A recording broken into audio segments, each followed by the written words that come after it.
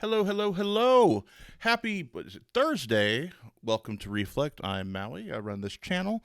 However, I as yesterday was, I will not be DMing today.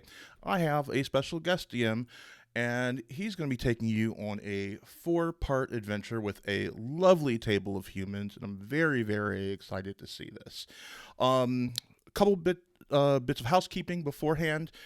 Check out Rosebush Dice. They create these amazing glasses chains that I wear on all of my streams. This was actually custom made, so these are my channel glasses chains. I have them in rainbow and non-binary and all the things. She is wonderful artist, and you can find her on Etsy, Rosebush Dice. Her 40% off sale is done, but you can get 15% off with the code Reflect15. So check that out. Also, be sure to come back on Mondays for our flagship campaign, The Worm Rider Saga, DN by yours truly. And what else we got going on? We got all sorts of stuff going on. This is my birthday month, so all of the streams for this month, we have turned off the channel point rewards that you can use to give perks to people.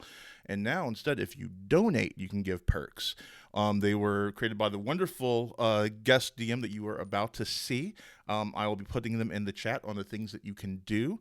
If you give enough, you can maybe even make him make a funny voice for 5 minutes. So I'm very excited for that. You've heard enough from me, though, so let's hand it over to the amazing table for Slay the Beast.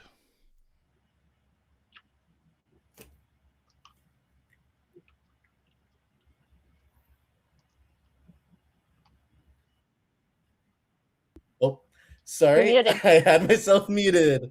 Great start. Great start. I am your GM, Ben Guest, and I will be your GM for the next couple of Thursdays.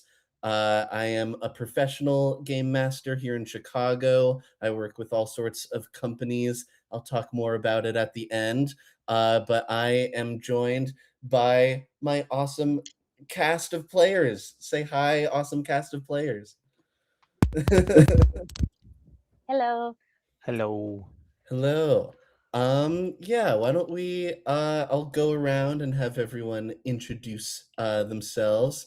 Let's start with Antonio. Why don't you introduce yourself? You're also muted. That is okay. We can all make the same mistake once in a while. I'm Antonio. I like muscles. I like punching. I like rolling dice. I am your one-stop shop for being a professional fitness D&D nerd. Nice to meet you. All right. Let's go over to Aneely. Hi, my name's Hannah. I like to play games for fun. I also really love making characters, and maybe you've seen me in some other sites, but just for fun. And I also have a romance movie podcast, but that's not related to this. You're just going to see me doing some really deranged stuff in this campaign. Oh, yeah. Total Saps, wherever you listen to podcasts. Awesome. Let's go to Joe.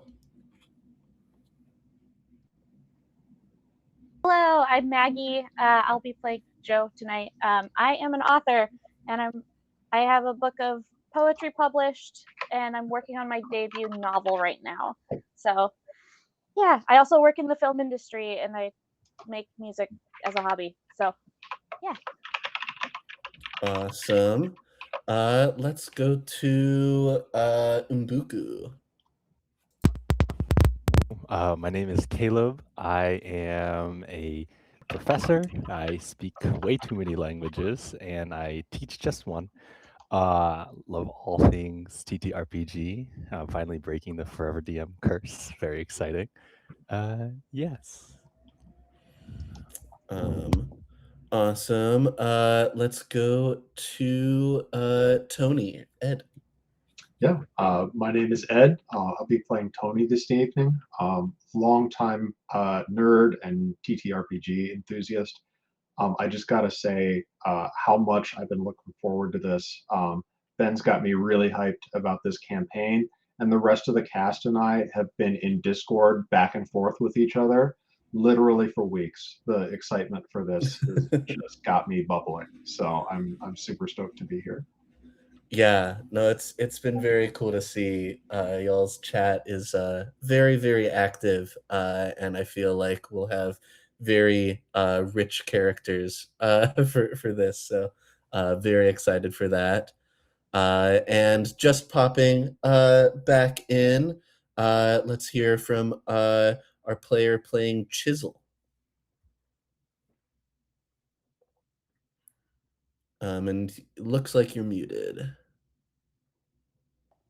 Sorry, I might be having technical difficulties. Hi, I'm Iquin on Fire. Typically can be found just on the Reflect games, or generally floating about, lurking. But I do love to jump in on a game when I get the chance, so I'm looking forward to this one. I can. Cool. Yeah, I think my connection is being funky. I might have to move. Okay. Well, as we get started, I'm gonna be going to your characters kind of individually, so I might go for you last, to give you time to figure stuff out. But yeah, all right, we have met all of our lovely players, and we will meet their characters very soon. So yeah, I think it is time to get started with Slay the Beast. So I'm going to welcome you to the town of Brighthold. This is a humble town. It is honestly a little big to be called a town, a little bit small to be called a city. It kind of rests in between. It is right next to the Bright Forest. And this town is known for its skilled wood carvers. And, you know, we have guild halls, we have markets, we have taverns, we have everything that a town needs. We have guards that help keep the peace, and we specifically have the Red Guard. The Red Guard are not ordinary guards. They are people who are charged with being in action during times of crisis, whether that is a goblin raiding party or a natural disaster or just a fire. The Red Guard will hop into action and hopefully save the day. And that is who our characters are going to be. We have the town Red Guard right here. And why don't we start with, let's see, who do we want to start with? Why don't we start with Umbuku? Yeah, why don't you introduce yourself as your character, your class, what you look like, and everything, and let us know what is Mbuku doing on the average day. You know, right now there's no crisis happening, so you all have things that you do when it's just a normal day. What are you doing this afternoon? Well, I would say that on this afternoon, there is a very tall, dark-skinned individual. His right arm and leg, all made of skeleton, as a sort of reminder of some things. As he kind of flutters and wanders about, probably fixing things up in the shop, getting ready, one of his compatriots in the back helping him out. We're making some medicines, both herbal and bone-based. He has white hair, kind of braided, that then comes back into a longer braid that rests upon his shoulder, standing at a very tall, like 6'7", 6'8", maybe even taller if you think about it. A dampier, pointed ears, silver earrings on the side, and he is in between currently some appointments. Kind of on his days off, most of the time he sits around the neighborhood and his shop, producing and providing healing and care to the citizens that need so. Um, in this kind of downtime, he takes inventory and probably sitting at his little table with his book in his hand, he begins to just write out some of the kind of notes from his most recent appointment with, I would say, a young girl that has a chronic sickness that comes in every maybe 3 or 4 days to just check to see how her current condition is. Cool. Yeah, I think today you are, just wrapping up working with this young girl who comes to the shop, always sick, and you're able to give her your medicines that seem to help her every day.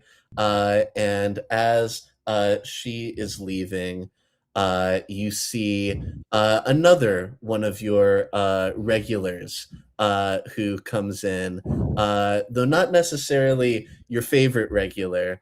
You see this very wiry old man that you like to call Old Man Evans. And you see he comes in, you treat his joints, and he comes in.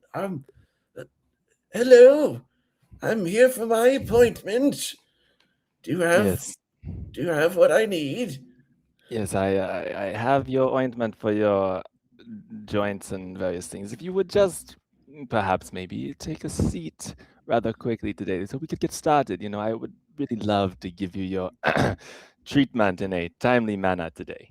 That would be very. And as you see, as you're talking to him, he's already kind of like half listening to you, just kind of looking around the shop, like picking up things and sniffing them and putting them back down. And he just kind of shuffles over to the chair that you usually have him sit in, and it seems like he is making a bit of an effort to like move quickly, but it's still pretty slow.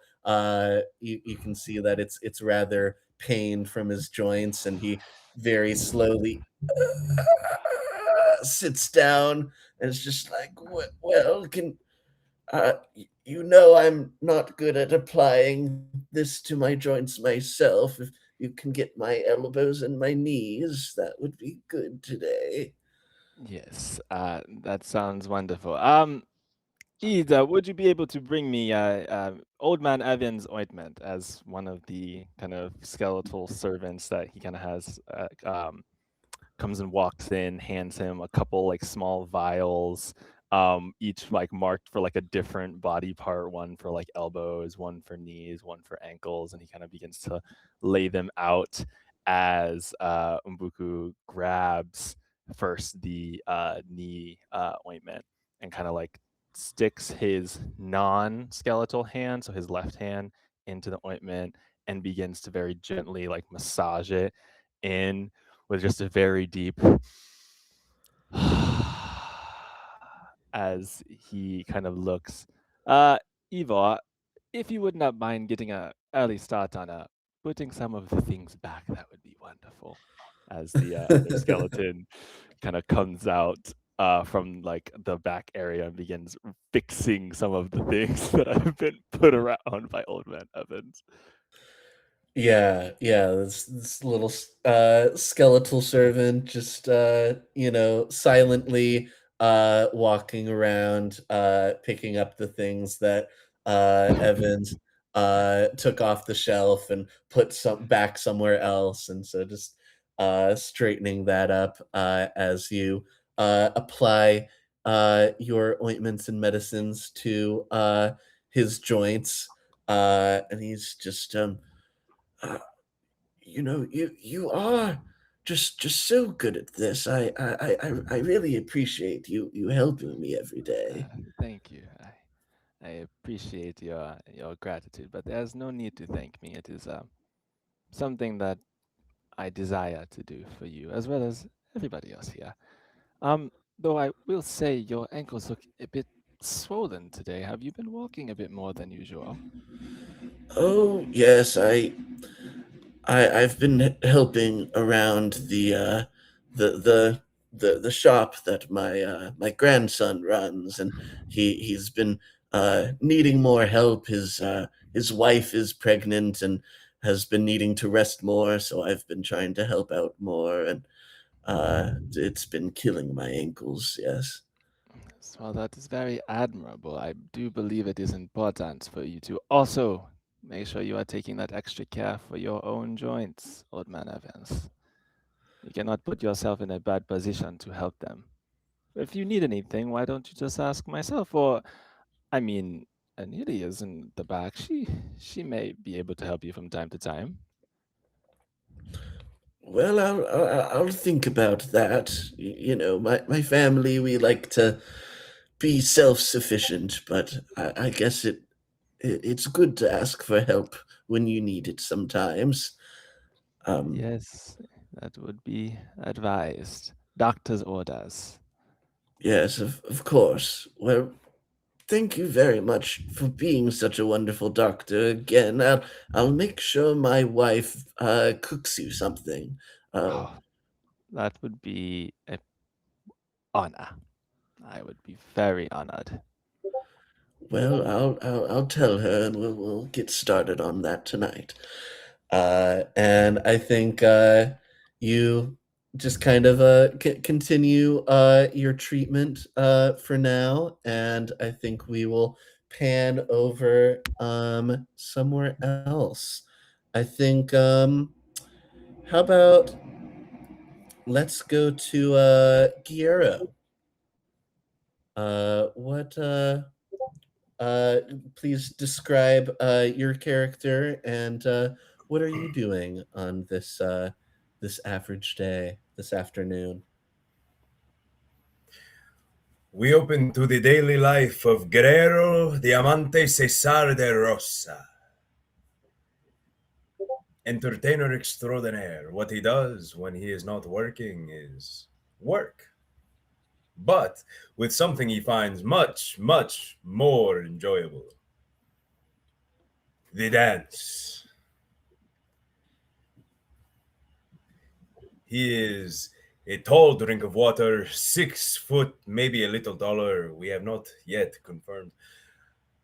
With beautiful raven black and blue hair and a goatee the ladies die for.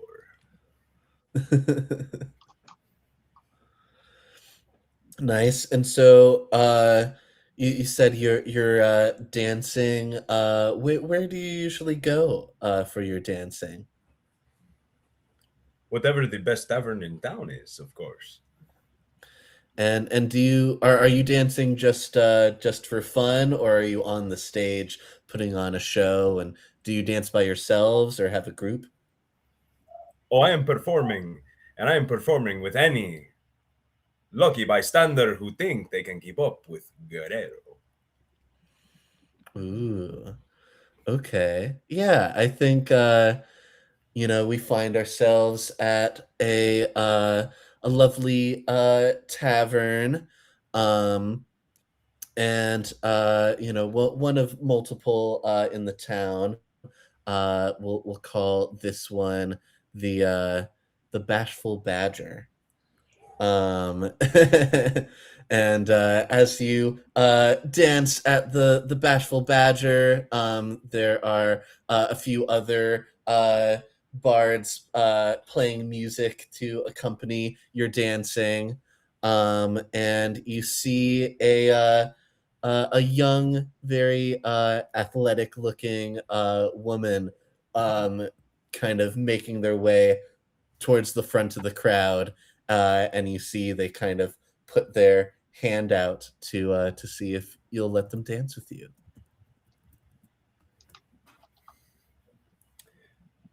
I do not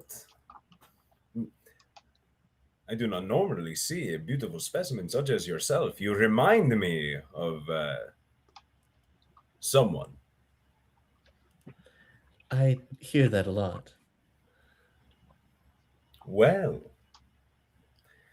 mi musculosa, ven aquí. Tonight, we bailar. All right. So do you take her hand and bring her onto the stage? Abso-freaking-lutely. Awesome. Yeah, you take her hand. She goes up onto the stage. You start dancing, doing all sorts of different steps and twirls and spins and tangos. And surprisingly, she is keeping up with you pretty well.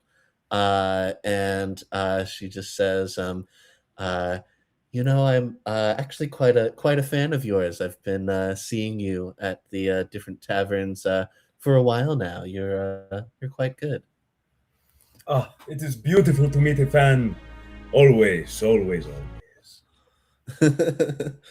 Yes, I'll admit I have been practicing to be able to keep up with you today.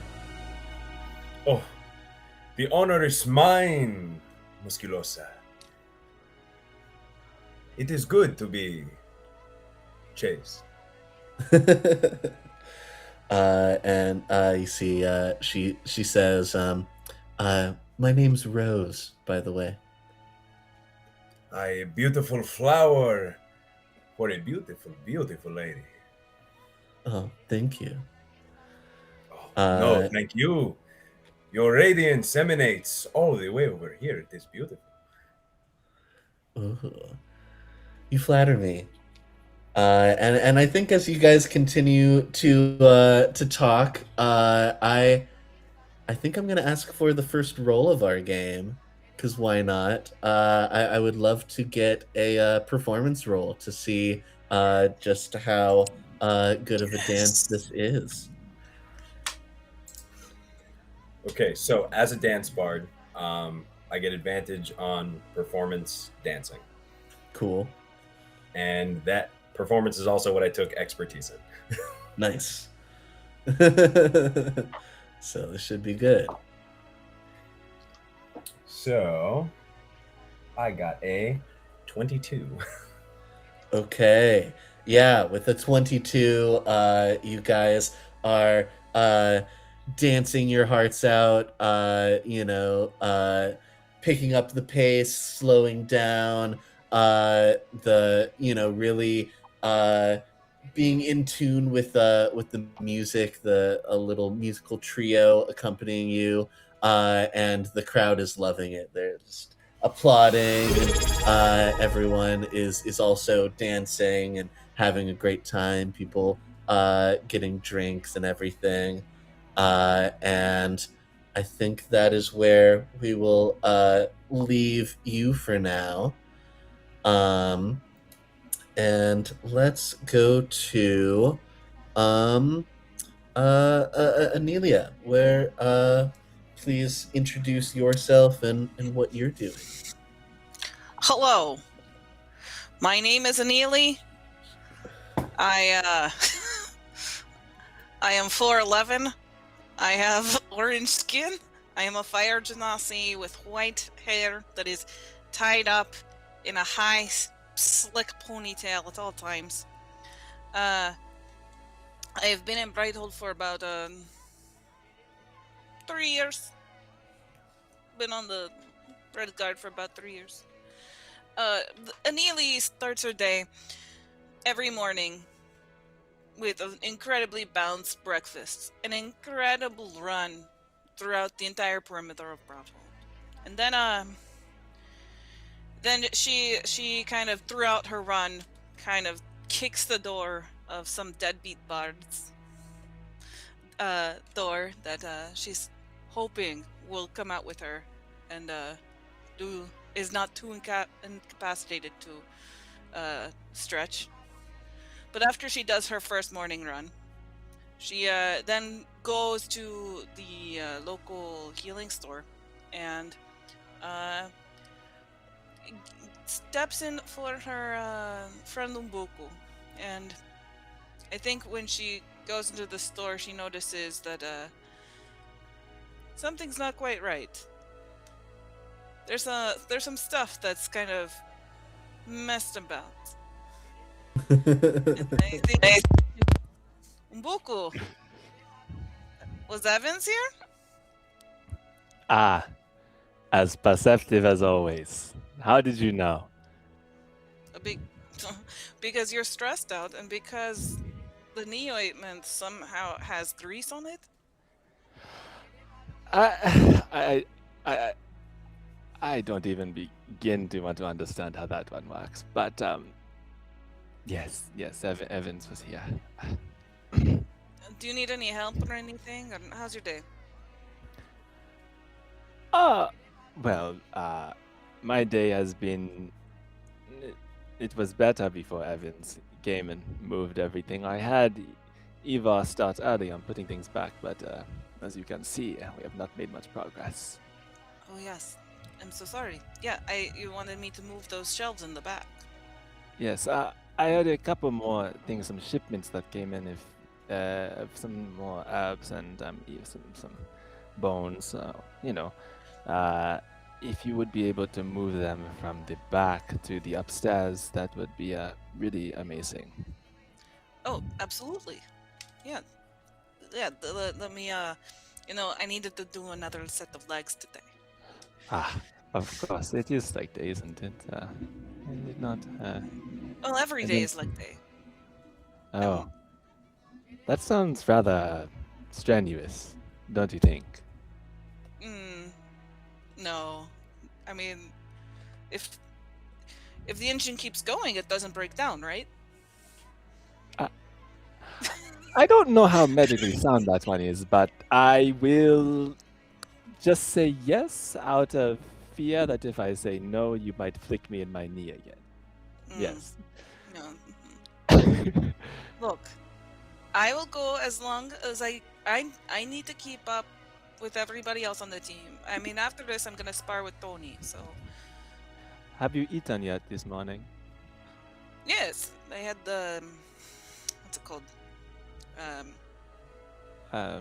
Protein. Okay, what kind of protein did you have? Oh, eggs. Just eggs? Oh, yeah. That I need more. Isn't egg a perfect food? I would suggest having something of a, I don't know, balanced meal before you go out being as strong as you are, if you understand. That requires a lot of energy. How about while you are moving those, I will fix you something to eat before you go, and we can chat. Well, now you found out my ulterior motive. Of course, there's no If other I feed reason. myself, how could I ever eat your food? You do know how to flatter me. That is, Gero has been rubbing off on you. You seem to have learned a thing or two about talking nicely, huh? I only. By the way, have you seen it? Have you seen him today? Today have I seen him? I spend most of my time in the shop. I'm not going to lie. It's been fairly busy today, so my guess would be if he is not in his home, and if he is not wandering about somewhere in your vicinity, then maybe he is at one of the many different taverns in this city. Perhaps see if there are any parties going on. He may turn up there. That's what I thought. By the way, never mind. No, I just- what's on your mind? I'm always ready to listen. He kind of pulls up a chair and sits down, kind of leaning back. So, I think his birthday's coming up, and I don't know what to get him. Have you maybe thought about making something for him? I always think handmade things are very thoughtful, yes? Yes, they are. And you see, like the idea of making something elicits a response in her that is a lot more internalized, and it's almost like you can tell that it's not something that is unheard of, but it's not something that has been thought about as a skill to tap into in quite a long time. Very cool. I think I am going to stop that there for now.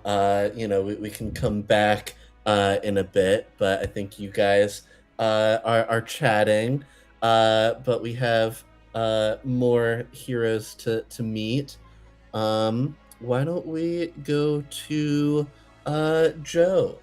Why don't we tell us about yourself and what are you doing on this afternoon? Joe is probably at the local library reading. She has 2 books set up. One is stacked on top of the other. One is like a strategy book, and the one she is actually reading is a romance novel. Nice. But you see a medium-sized human woman with brown hair and blue-green eyes, in basically all black except for the Red Guard uniform. And she probably has her feet propped up on the table that she's sitting at. Nice. Yeah, I think you see a librarian at this library. This kind of older gentleman, probably like in his like 50s or something, so not super old, but comes up and just says, hello, Joe. Good to see you. Could you maybe not have your feet on the table? What is this guy's name? This guy's name is Alan. I think Joe's gonna go, "Oh, I'm so sorry, Alan," and take her feet off the table. I just got so comfortable reading, I completely spaced. I am so sorry. That's quite all right. We just, everyone uses these tables, and we want to keep them nice and clean and in good working order. What is it you're reading today? And can I bring you anything else? She's going to discreetly hold up the book that is on the outside. It's like, it's very interesting. It's a book about like different battle tactics used in like wars from the past. Very interesting. Yes, I find it can be very helpful to look to the past and what they did then to apply to what you can do now and strategies. Yeah, I find it fascinating to look back to see how we can learn from people's mistakes or what actually worked. Yes, mistakes and triumphs can learn from both, of course. Lately I've been reading about famous artificers throughout history and their delightful creations. Magical technology is quite fascinating to read about.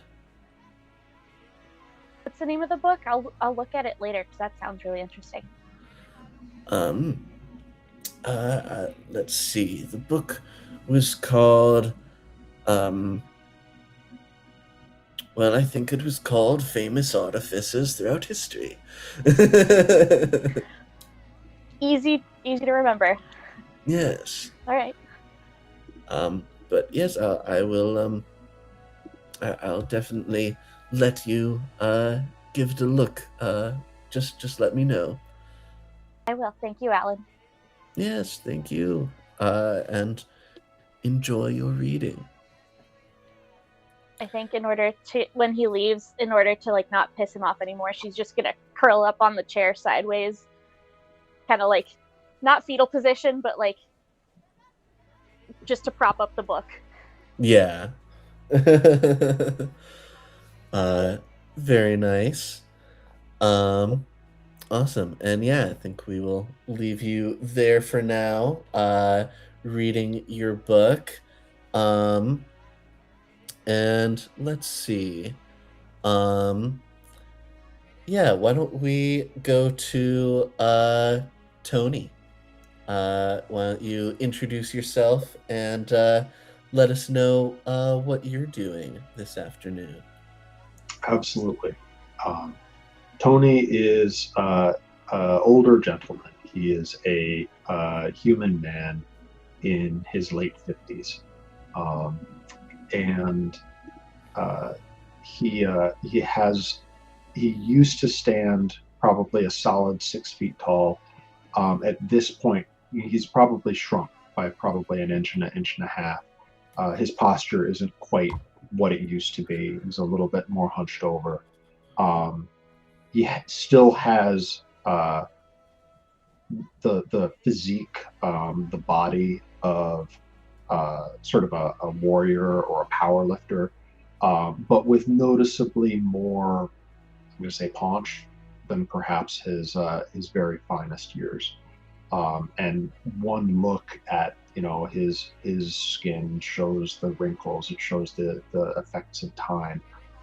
He has a mane of silver hair, but like even so, like it recedes as he's gone up. So he has just had probably for him a very hectic day. He had to get up. He had to cook breakfast for himself, and it was going to be a light breakfast as well, because he was going to do some sparring in the afternoon. So it was bacon, eggs, and toast, but he skipped the cheese because we have to show a little bit of restraint. And then from that, we went straight into needing to lay out his outfit for the day, and then probably take a good half an hour on the porch smoking his pipe before he goes out to the market and running his errands. Like I said, just incredibly busy. He had to start with the dairy and then hit up the tobacconist. And probably as we meet each other, or as we pick up in the afternoon, he's nearing the end of his errand run, heading towards the butcher's, hoping to pick up some supplies, probably for himself, but also his neighbors, the Coopers. Nice. Yeah. So you know, after your very hectic and full morning, you make your way through all of your errands, and you make your way to your favorite butcher's place.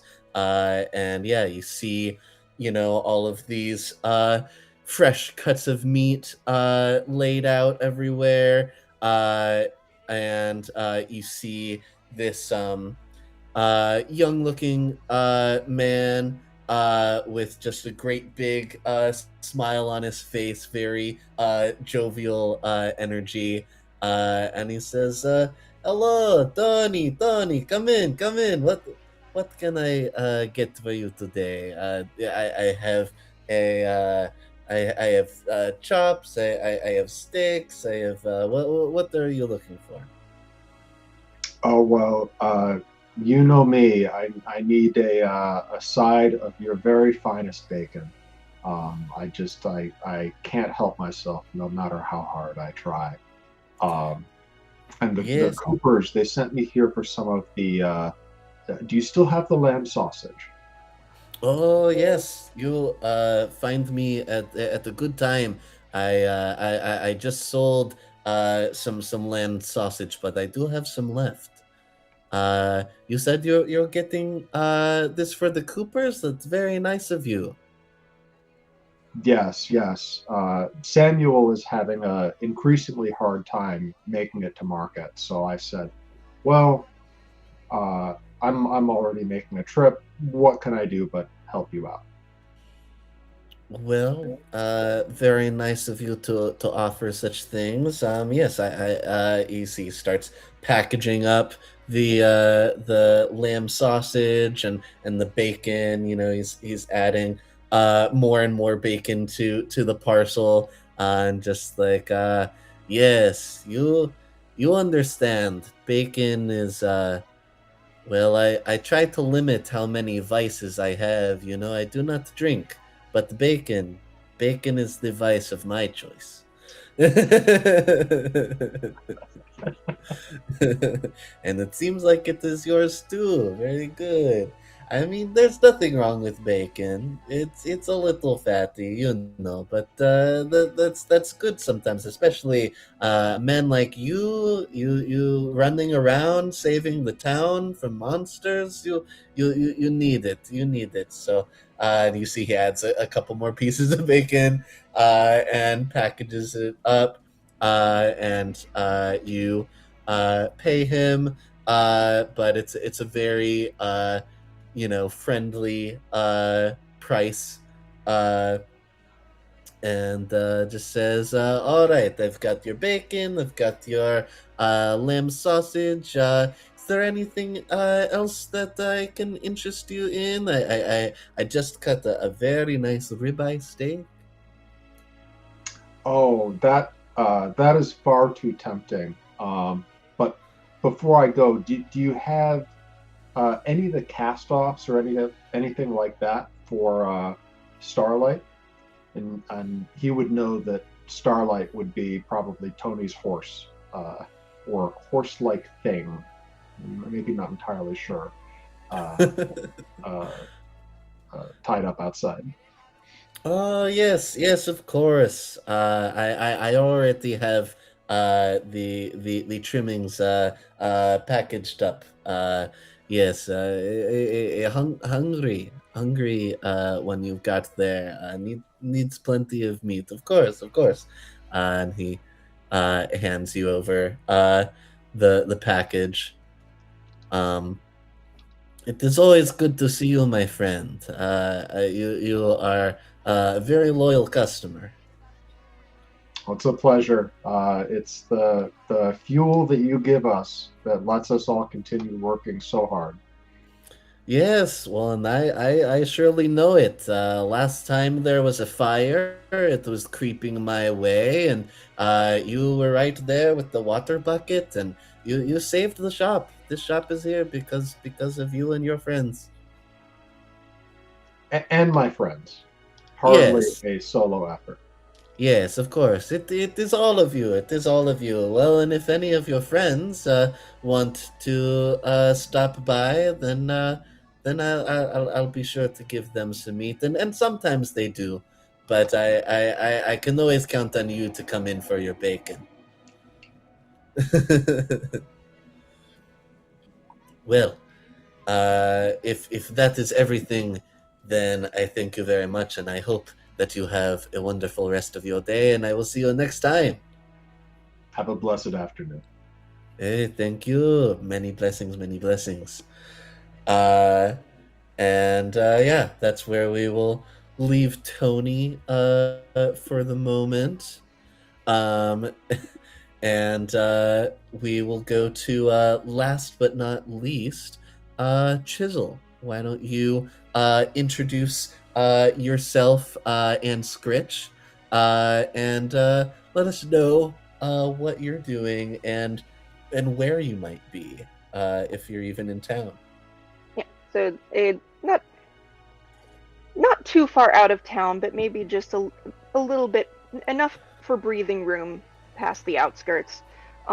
Is a little kind of broad hollowed tree that has been turned into a comfortable little hovel, and inside is about 4'8", slightly hunched Kenku, so sleek black feathers, just a little ruffled on the top, but strikingly with kind of milky pale eyes and markings that clearly something has happened to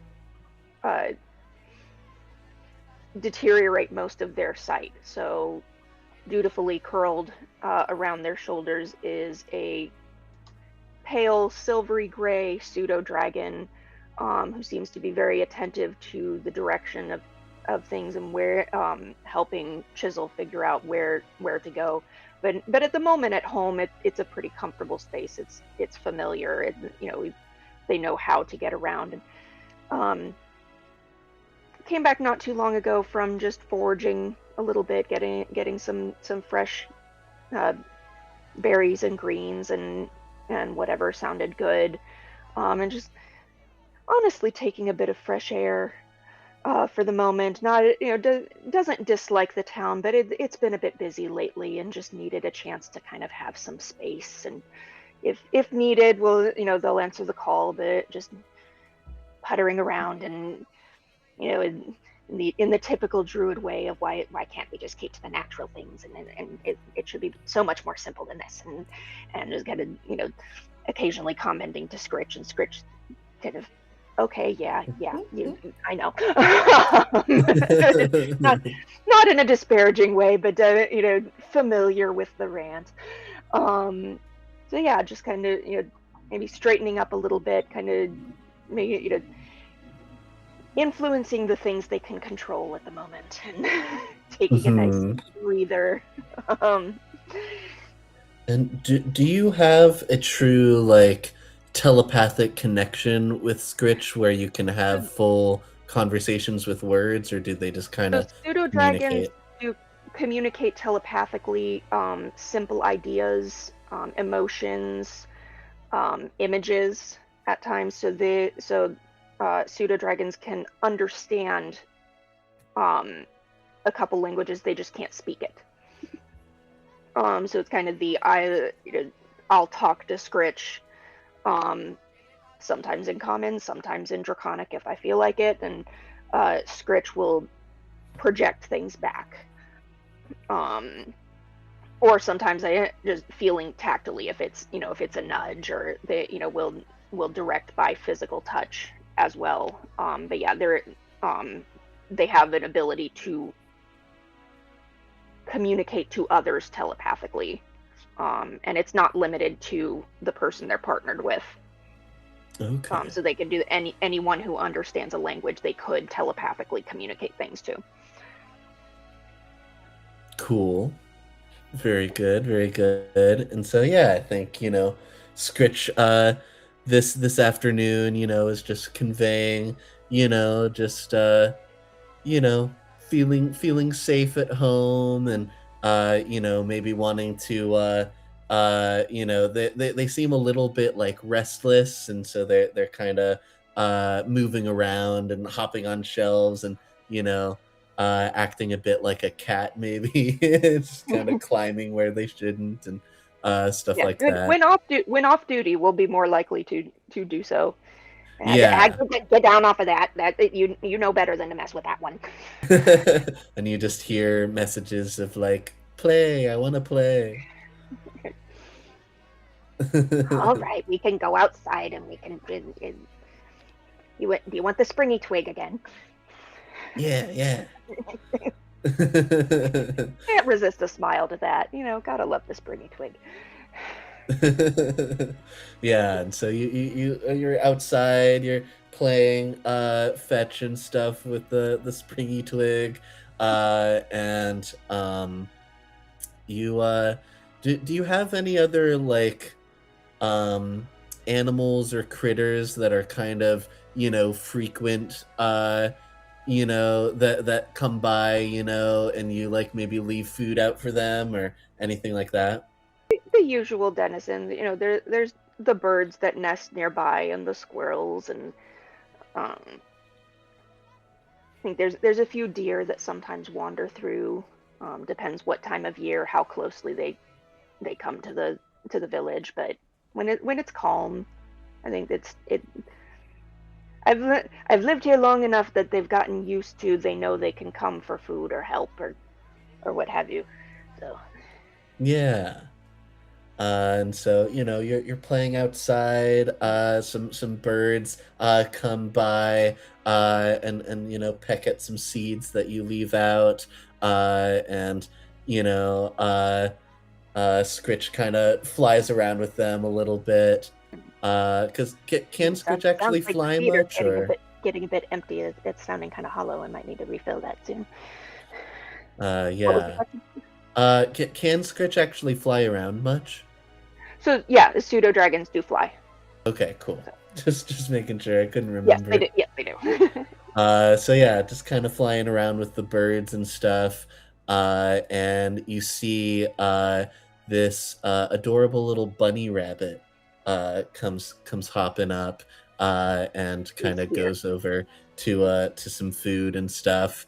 And you guys are just having a lovely time with nature. But as time passes a little bit, and you're thinking, it looks like Scritch is maybe a little tuckered out from playing, and it seems like it'll be about time to head back inside and maybe consider if you have anything that you want to do back in town, or how else you want to spend your day. You see the bunny rabbit that came to visit seems, why not? I think this is pretty easy for you to pick up, but why don't you give me an animal handling check? We got to do some roll. While y'all are doing that, you have a couple donations, Ben. Two $10 Cool. donations. One person said they would like that advantage to go to the bacon guy. And then the other one said, can I give the beast advantage? Okay, so they want to Do give, it. okay. So if you want to write those down. I'll let you know if we get any other ones that there's a for guys. $5 more, you give a PC advantage. So $15 donation, you can give one of these lovely people on your screen advantage. That's all. Bye. This is great. Or wait, so they wanted to give the actual butcher the advantage? Yeah.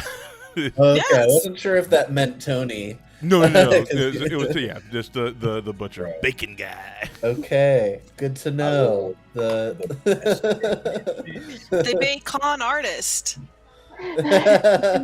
Me too. Bro, The Yeah. bacon bro. what a if the meat butcher cute. gets advantage, I'm getting the biggest bacon, egg, and cheese the Aki way I have ever seen in my life. Hell yeah. Well, thank you guys so much for the donations. Keep those coming. Yeah, you can give people advantage. Once people start casting spells, you can even give them spell slots back. And if you pay enough, you can make me do a silly voice for 5 minutes. So have fun with that. Extra spell slots would be very nice. Yeah. Can it give yeah. me extra punches? We'll see. I I don't think I put extra actions or attacks on there, but we'll see. I might update that. Anyways, Right, what did you get on I your rolled a 16, a 16? but this would Okay. be with other senses. This wouldn't necessarily be vision unless Scritch is telling me. Yeah, I think. Yeah, I think just through the senses that you have access to, and kind of through Scritch also kind of conveying what they're feeling, you can tell that this bunny somewhat suddenly is feeling, I don't know, some sort of distress. It seems like they you know how animals can tell that like a storm is coming? Yeah. You, So there's a tension. They might have stopped, yeah, you kind of get kind get of this, on. There's this that on alert. tension. And so, Yeah. yeah, through your kind of more thermal vision, you can kind of see that they're just not moving. And You can Yeah, tell especially that if like it's their that. heart is pumping even faster than a normal rabbit's heartbeat. And I think you just kind of hear from Scritch, just like, I think the rabbit is concerned about something. Worry. Okay. Yeah, No, you just probably. hear worried. How close is the rabbit? The rabbit's pretty close. If Okay, so if you're it's like still outside. I could go in its direction a little bit and kind of bend down and sort of Yeah. see if it'll let me touch it. Like, Yeah, I think with your 16 animal handling check, you can tell it like kind of flinches at first as you reach down, but then lets you pet it. yeah, just kind of. Oh, what's going on, little fella? Um, You feel something? yeah, you just kind of see it kind of like looking around, and you kind of see some other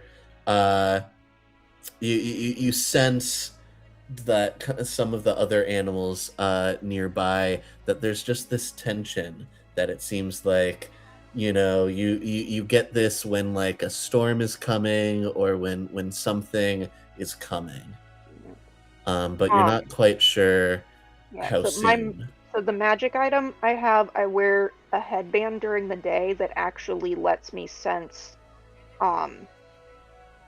hostile creatures 30 feet or closer. So am I getting anything from that? If not, that's fine. No, you're not getting Okay. anything within 30 just feet of you. Paying close attention to that it's like, okay, so it doesn't seem to be a corporeal threat, maybe. Yeah, and I think while you're kind of just looking around, the bunny decides to just hop away into the forest. Okay, and further into the forest. Okay, good. yeah, and you just keep on hearing Scritch's thoughts of concerned. Worry. Something's coming. Concerned. Mhm. A storm? Not a storm? Doesn't seem to feel like a storm, so it has me wondering what it. Yeah, and I think we're going to leave you there for now, with those questions. What could be happening? What is a storm but not a storm that is coming? And let's see. We've now met our party. We've met everyone in our own individual scenes, except we had a little bit between Umbuku and Anili. Who else do you think would what two or more characters do you think would connect sooner than later? Does anyone have anyone that they're like, I would probably, yeah, Joe. Who do you think you would see after you kind of feel like you're done reading for now? I feel like Joe would go to the Bashful Badger, is that what it's called? Yeah. To watch Tony, but also play cards in the back. And I feel like Guerrero and Joe had connected on this earlier. Like, to be like, hey, I'll meet you at the Bashful Badger later.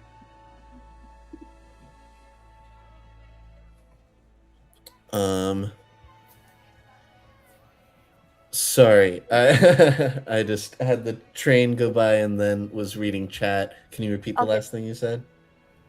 Just that Guerrero and Joe connected earlier on like, hey, we're gonna meet up later at the Bashful Badger. Cool. So yeah, I think we will cut back to Guerrero. You're still dancing. I think for now, I think Rose has kind of gone back to just watching you dance. Doesn't want to hog the stage the whole time, and you're maybe dancing with someone else at this point, and you see Joe walk into the tavern. Excuse me, I will be right back. Thank you. Are you actually going to dance today?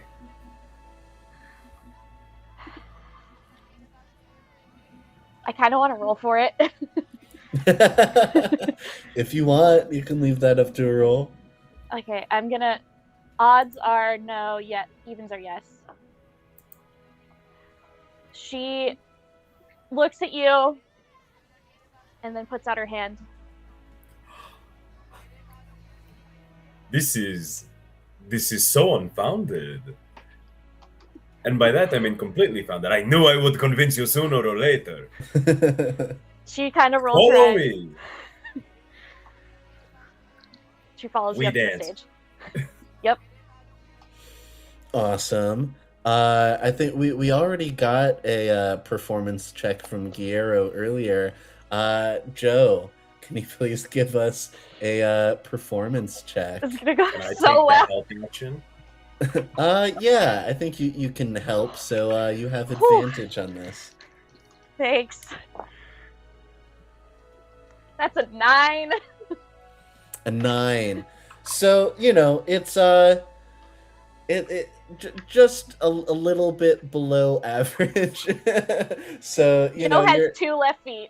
yeah, it's a little clumsy. You're a little stiff, and you're doing a very flowy dance. Your shoulders need to be able to flow, but they're just very rigid, and you step on Gyro's feet a couple times. But you guys are dancing and having fun, and Gyro's a good enough dance partner to just kind of go with the flow and everything.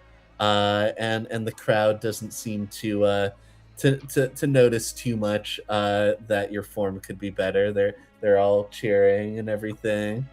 Yeah, is there anything that you guys would talk about while you're dancing? See, there's nothing to worry about. The people love you. I step on your foot. I'm so sorry. It's okay. I just need dance lessons. We can make that happen. But, and I'm going to motion for us to sit to a table. Okay. Yeah, you see, you guys, gracefully transition off the stage, and you see the bards playing music. They were kind of all like seated and accompanying you, and they just kind of stand and kind of become the main performance as they now take the stage.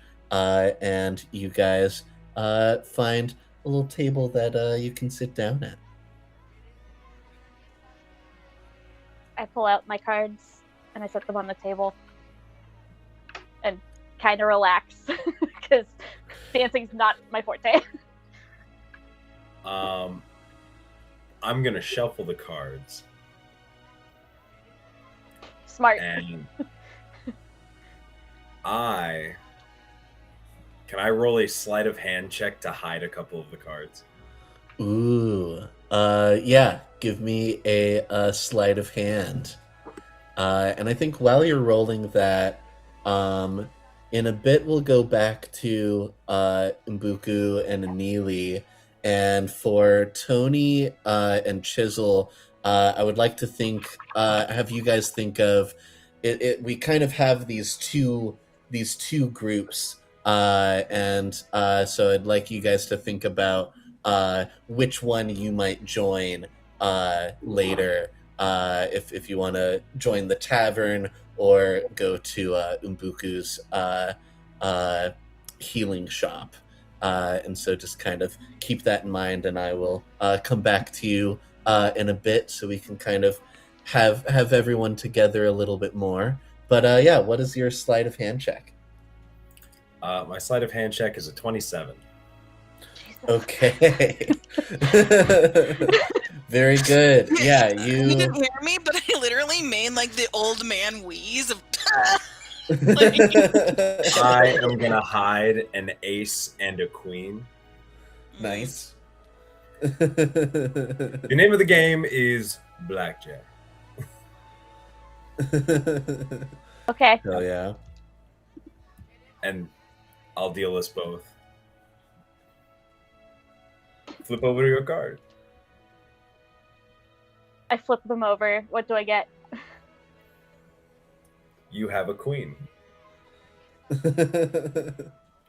Okay. Do you wish to hit or stay? I'll hit. It's an ace.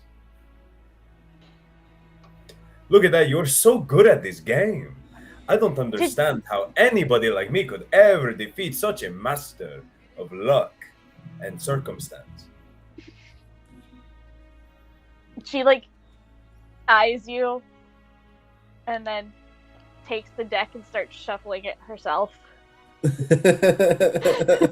Yeah, I think no insight check necessary. I think you already kind of are like, yeah, he intentionally, he knew he was gonna deal me that. Mm-hmm. It is one of my tricks, one of my many card tricks. An entertainer must diversify his portfolio of performance. It cannot all be dancing all the time. You have to dance, you have to play instruments, card tricks. You know, you're very fun at parties when you do what I can do. As Guerrero's talking, I'm gonna slide 2 cards up my sleeve. Give me a sleight of hand check. That's an 11. I'm rolling Okay, so well, guys. an 11. And Look, really we're just quick. getting them all out now. We're just getting them all Yeah, out. get your bad rolls out now. And before I continue on with this 11, Tony, where are you thinking you might join up with some of your party? So where was my sparring appointment with Anili? We were going to throw down this afternoon. Where were we going to do that? Yeah, we were gonna throw down.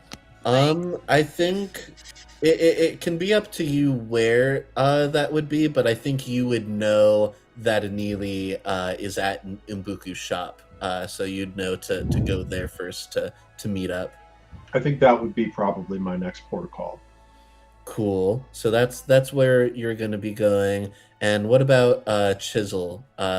If you find yourself coming into town, do you think you would stop by Umbuku's shop, or do you think you would maybe go to the tavern? So first, I was gonna say, as time has passed, does the alertness seem to be going, like the tension, does it seem to be going up? Is it just Subtly. more- It doesn't seem to be exponential, like anything coming super fast, but it definitely doesn't. It doesn't ease up. There's the tension stays there and gets elements of a little bit- nature that are sensitive to it are clearly Yeah. picking up on it, but sensing it's not something. like, oh, this is about to go down. Yeah. So yeah, no, I think I'd finally like, oh, I guess I gotta go to work then, and then so kind of preparing to leave. I would go ahead, depending on the size of the town and how not knowing where anybody is, how close they are. So the telepathy actually works within 100 feet. So I would just kind of take a stab in the dark of having Scritch, like, if you just want to send out a, hey, something might be up, and if anybody is close enough to pick up on the message, it's kind of where trying to give a forewarning as we are heading into town. Okay. Cool. That sounds good. It might not be anybody close enough, but it is worth a shot, at least while we're moving our way in. But yeah, I guess Umbuku's shop would probably be the first place I would think to try to go find people. Okay. Okay. That's good to know. But yeah, for now, we go back to this card game, and with an 11, it's not your best sleight of hand work, and Giero, you are able to see that she tries to put some cards in her sleeve as she's shuffling. You need practice. I'm tired. Well, when you spend all day taking naps in the library, you're bound to be tired. I'm not taking naps. What? You're spending all of your brain power on books. Which books? Noble pursuit, knowledge. I am a himbo. I do not read many books. However, if you dedicate some time to your, as I steal the cards and start doing the like that accordion thing, Yep. Yeah. then even you too. I just pull all 4 aces across my fingers. Hell yeah. Can do funny things like this. Sorry, I want to be prepared. You should be prepared. Your first lesson, misdirection. And I'm going to go through some of the fundamentals of like the shell game, like when you bend the cards and you start. I want to do that. Yeah, you're kind of teaching 3-card Monty, which is like the Yes. card version of the shell game, and you're just like you want to earn their trust with the first couple of times by putting this card down and shuffling them not too hard, and they're able to find the card, and you keep up a pattern of you always throw the same card down first. And then when you want to mess with them, you throw down another card first, and so they're keeping track of that one, but it's the wrong card. Misdirection. And just kind of explaining how all of that works. The closer they look at your hands, the closer they're not looking somewhere else, and just all of that. And I think while you guys are talking, why don't we go back to Anili and Umbuku at the shop, and what are you guys talking about? And Umbuku, what to start us back up, what did you end up cooking to give Anili a more of a balanced meal? Yes. So I think as I kind of sit down from cooking, and there is a plate of probably a large thing of some chicken, and I know Anili has quite the appetite, so I have overloaded the plate with probably an entire chicken just for her. There are some vegetables on the side, seasoned in a way that would make it so that they are more appealing than they may look, as a lot of them are just green. And I think that I probably took some potatoes and other things, mashed them together, kind of made a bit of a spread, and some freshly brewed herbal tea on the side. As I sit down with my own cup of tea across. So, besides the birthday fiasco you are trying to figure out, of course, as I was saying earlier, if making it yourself is a bit of a touchy subject, or you're not quite in the creative mood, you could describe to me what you want and I could do it. But I mean, bone and wood carving is a very, very good stress reliever. It could prove good for you. No. I'm much better at taking things apart than putting them together. But it's not the worst idea. It's not the worst idea. There are some things I can do, but yeah, I don't know. So you haven't heard him saying he wants any, like, I don't know. I mean, I've heard him say earrings? say he wants a lot of things, namely to go off on his massive adventure with his new dance that he created. I don't know if he showed you. It involves these what are they called? He calls tambourines, I think, Oh, something of this sort. the tambrums. Yeah, and he does the yes. Yeah, It was yeah. very entertaining to watch. Actually, I'd pay Yeah. very good money for that. Thankfully, I'm his friend, so I don't have to pay a dime. But Yeah. Look, Right. yeah. I mean, it's still in. I mean, it's not perfect. It's not that. I mean, it's not like. I mean, yes, mean- it's really both beautiful and deadly. Which I mean, like, if you're into that, I guess that's. But yeah, I don't know. I'm still working on it. By the way, this is delicious. Did you? Oh. What is? It's nothing And fancy. so vegetables can taste like this. Yes, vegetables can. I'm sorry. Are you not eating your vegetables? Is this what you're telling me, that if I don't feed them to you, you don't No, eat I them? am. I just thought that the easiest way of getting all the nutrition was just to eat them raw. So That is no, one way to see, do it. like you know, just thank you for the meal. It's you feed me, and but yeah, no, we'll figure.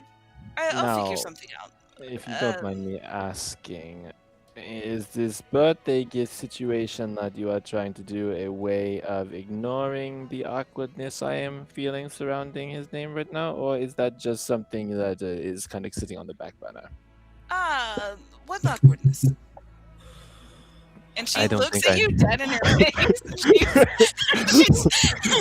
I should also say something that Anili forgot to mention is she has a big fucking scar on her left side of her face. What awkwardness? What do you mean? You just see him instinctively cover his kneecaps. I think you understand very clearly what awkwardness I'm referring to, but I would say the fact that it took you about a good 5 minutes to actually talk to me, when normally you come in talking my ear off about whatever it is that happened in that day. Look, it's not awkward. It's not awkward. We're fine. Everything's fine. And this food is delicious. And I think as you're doing the awkward, it's not awkward spiral, you guys you hear a knock at the shop door, I'll get it.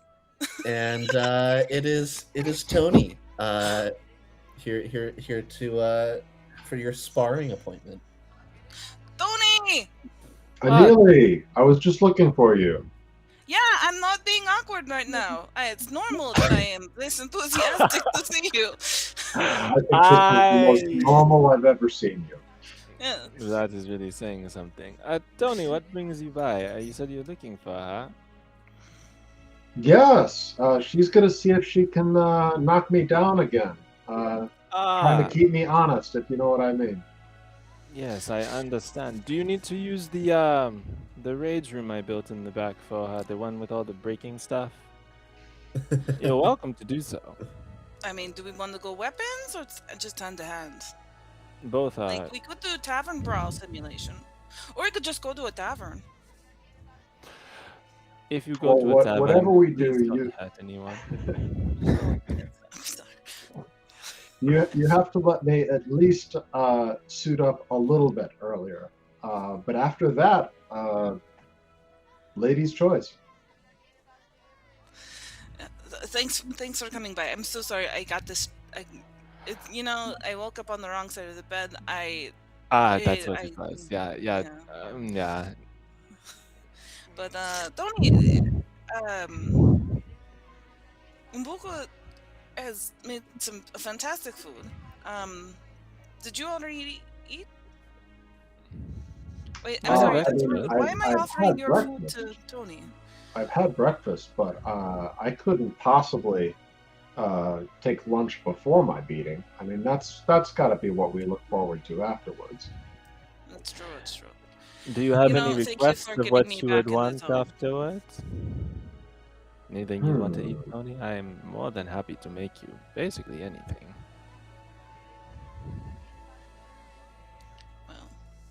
Well, Something that's good for inflammation, because I think Anili is fixing to do a little bit of damage. At least Yeah, if I I'm would not watch quick it. enough on my feet.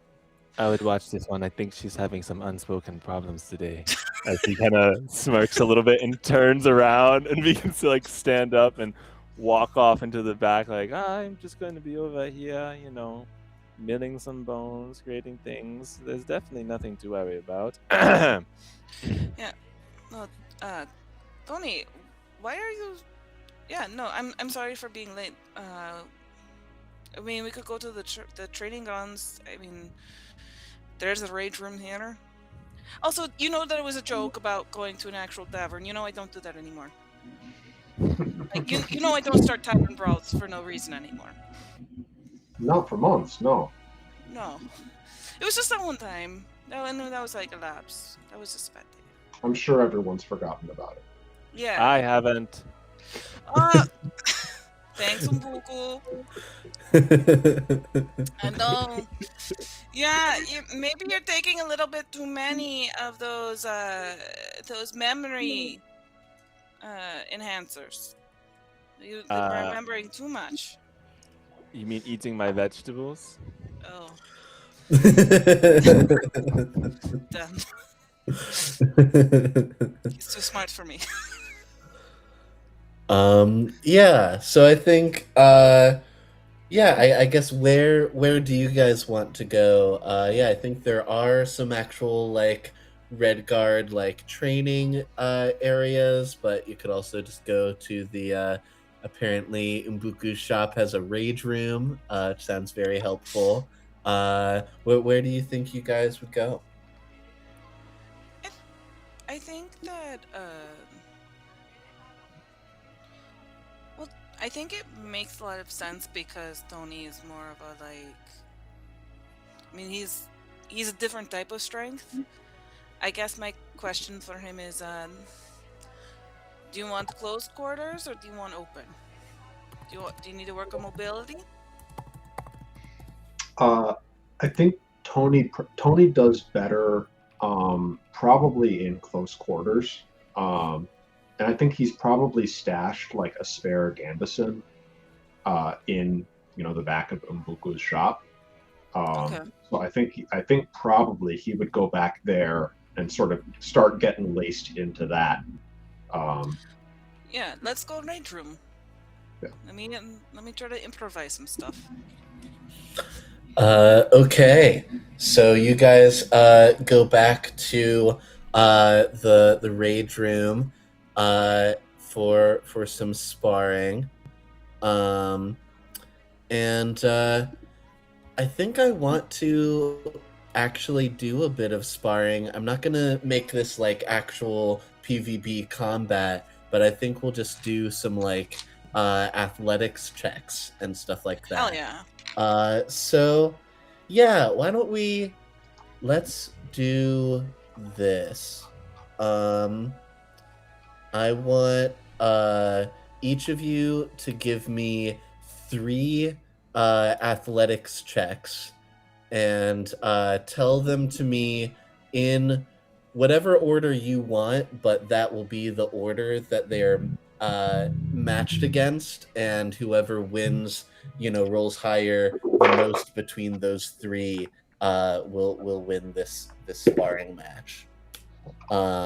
So yeah, roll 3 athletics checks and let me know when you're ready to let me know what you guys got. Yeah, Ed, what are your 3? Starting off strong with a natural 20 for a Ooh. 26. Okay. Then falling off to a 17 and an 11. Okay. So I have +5 on my strength or on my athletics checks, but I rolled 2 3s in a row. Oh gosh. So the first one's so that's an 8, right? the 8 versus 26. And then my last one, I got a trashy little 20 because it was 15 + 5. Okay, a A trashy scrappy 20. 20. Yeah. Um, 20 of determination. all right. So, it seems like this sparring, is very much like Tony in the more like teaching mentor position, trying to help Anili work on something. So Anili, what are you coming at Tony with at first that Tony is going to very easily be able to block and disarm?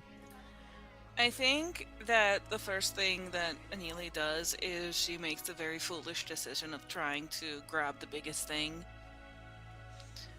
Because she's just like, there's a lot of stuff going on, so she just grabs the biggest thing, which might be like a broken door, I would imagine would be in this raid room. Sure. But Yeah. like the You wind, grab- the wind resistance of the door kind of fucks up her balance. Oh, I'm so sorry. Messes up her balance. Can we curse here?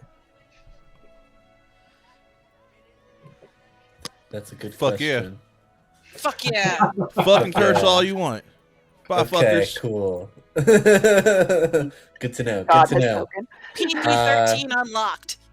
But yeah, so you pick up this like broken like half of a door, and you are trying to wield it at Tony, but it's just very like kind of clumsy and slow, and the kind of wind dynamics of it kind of is unpredictable. And so Tony, what does it look like as you very easily avoid this attack?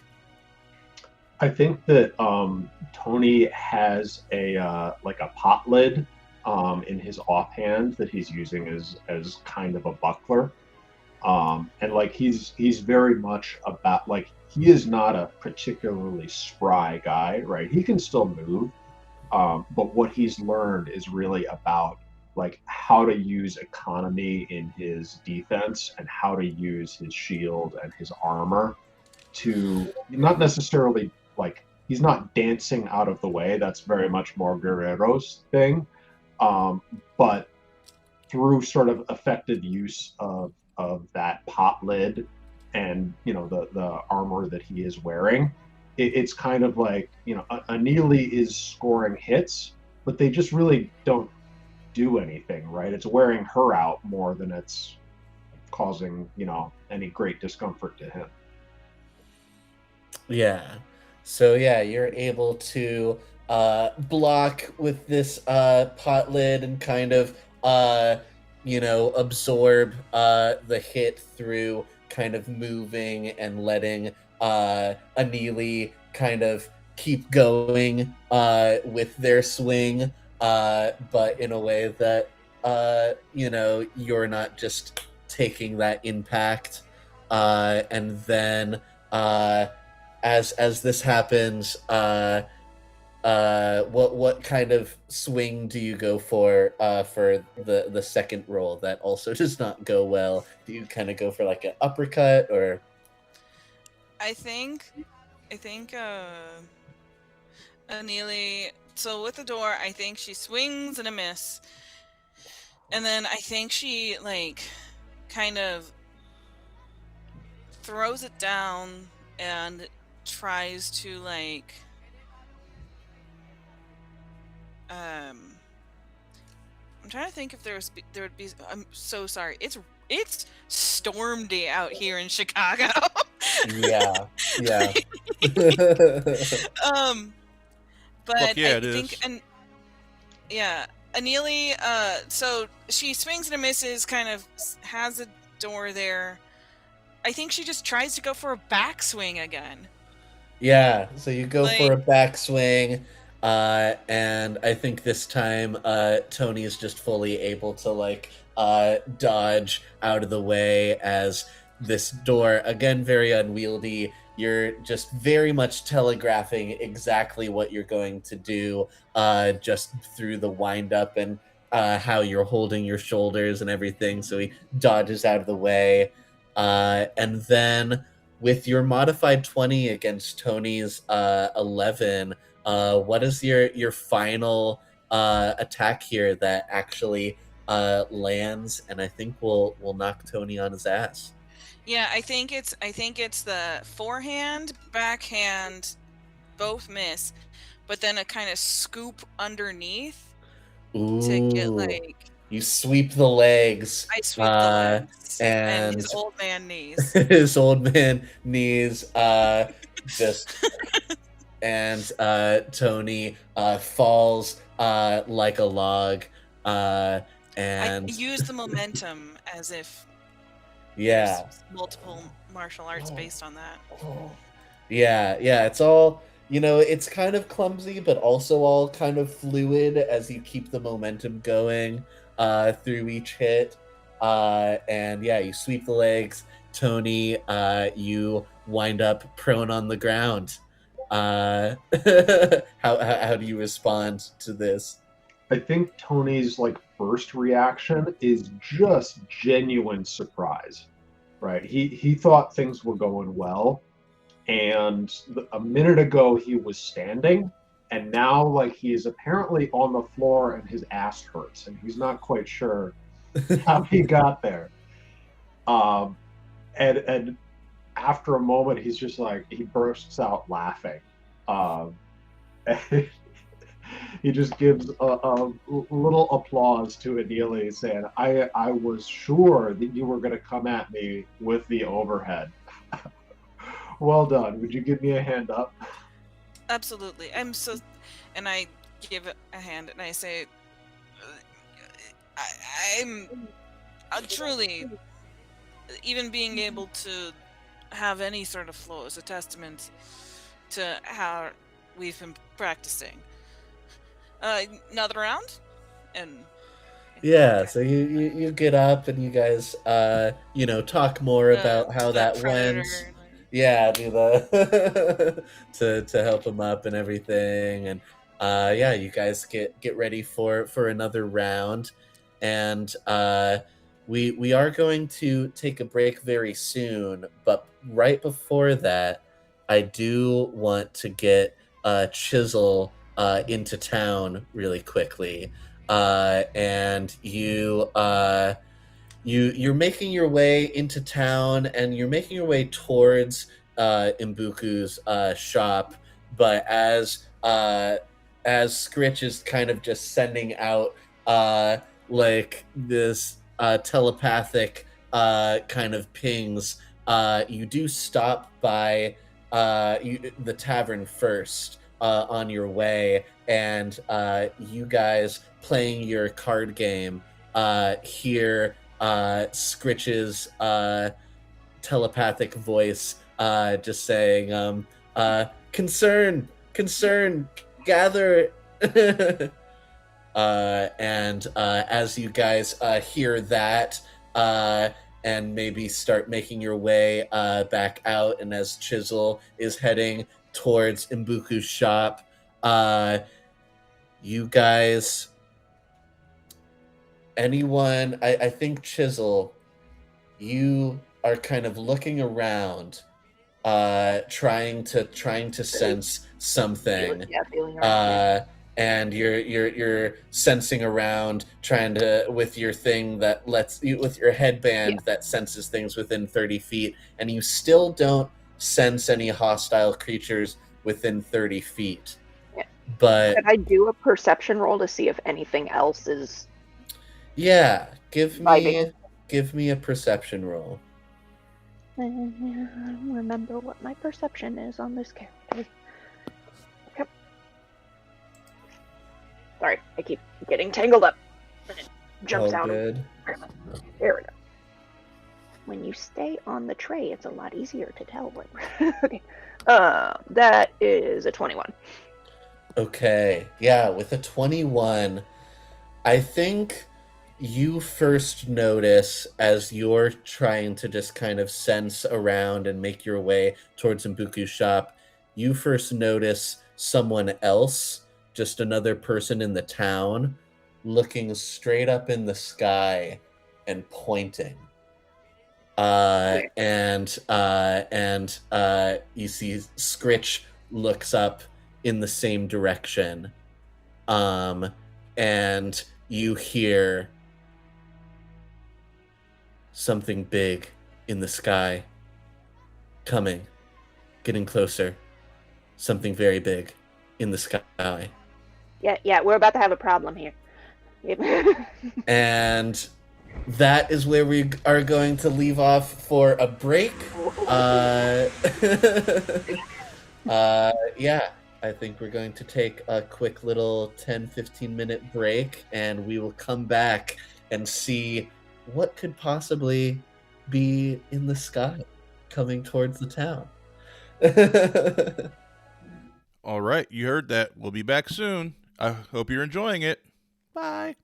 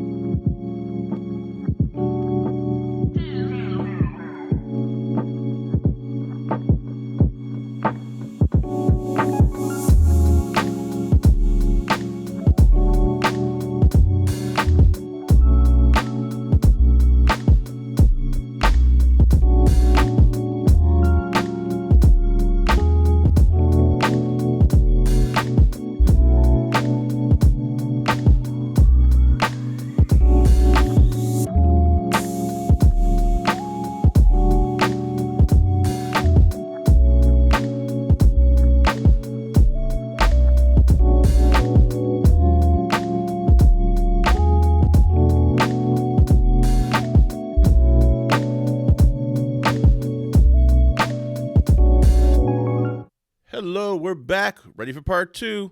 Take it away, Ben. Hello, welcome back, welcome back.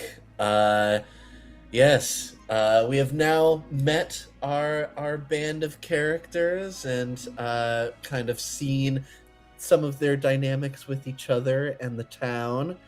But at the end here, we saw that there might be a threat coming towards the town from the sky. And so we are going to pick up there as I think we'll pick up with Scritch looking up in the sky, saying just danger, big sky getting closer. And I think right now I think Guillermo and Joe, you guys heard Scritch's telepathic pings in your head. So I think you guys are coming out of the tavern at this point. And as you go through the door into the outside, you can see, you look up and you do see in the distance, it's a little bit more than a dot at this point as it is getting closer, but you see something big, and it is just getting close enough for you to make out that there are large wings beating. How loud could thaumaturgy feasibly make my voice? Ooh. I took Magic Initiate Cleric. Uh-huh. Does it say anything about, like, a radius or anything? I don't For believe thaumaturgy? thaumaturgy ever talks about a radius. Let me see here. It just kind of says you can be really loud. It says booms up to 3 times as loud for 1 minute. For the duration, you have advantage on charisma intimidation checks. Okay. I guess the question is, what's the typical throw of a voice? Yeah, so 3 times as loud, and you're a bard, so I'm sure you can project quite loud. So yeah, I think thaumaturgy can make you very, very loud, so you could be heard by a good area, like maybe a block or 2. Basically, can all hear you. Yeah, it's like a really loud megaphone. How close are we to Mbuku shop? I think you're relatively close. It would probably take you just a couple minutes to walk over. Oh well, we're sprinting. Cool. Yeah, you guys are sprinting together. And yeah, Chisel, I'm guessing, are you kind of running at this point, or what are you doing? So with Scritch's help, I should be able to. Yeah, I think Scritch is So, like, able to. as long as there's not something else that I would have to pay attention to at the same time. I think that should be pretty. Joe would also help Chisel. Yeah, I think with Joe and Scritch's help, and I think people just kind of know to get out of the way if the Red Guard is running somewhere, and so you don't really have to deal with running into people, and so everything else is just big buildings that you can make out the contrasts of the shadows and thermals and stuff well enough to not run into walls and stuff, and so you are running. Yeah, Guillermo, what you thinking? Could I use acrobatics to get onto a nearby roof? Yes. Give me a roll. I'm gonna Assassin's Creed this shit. Yeah, a little bit. Give me some parkour. 23. 23.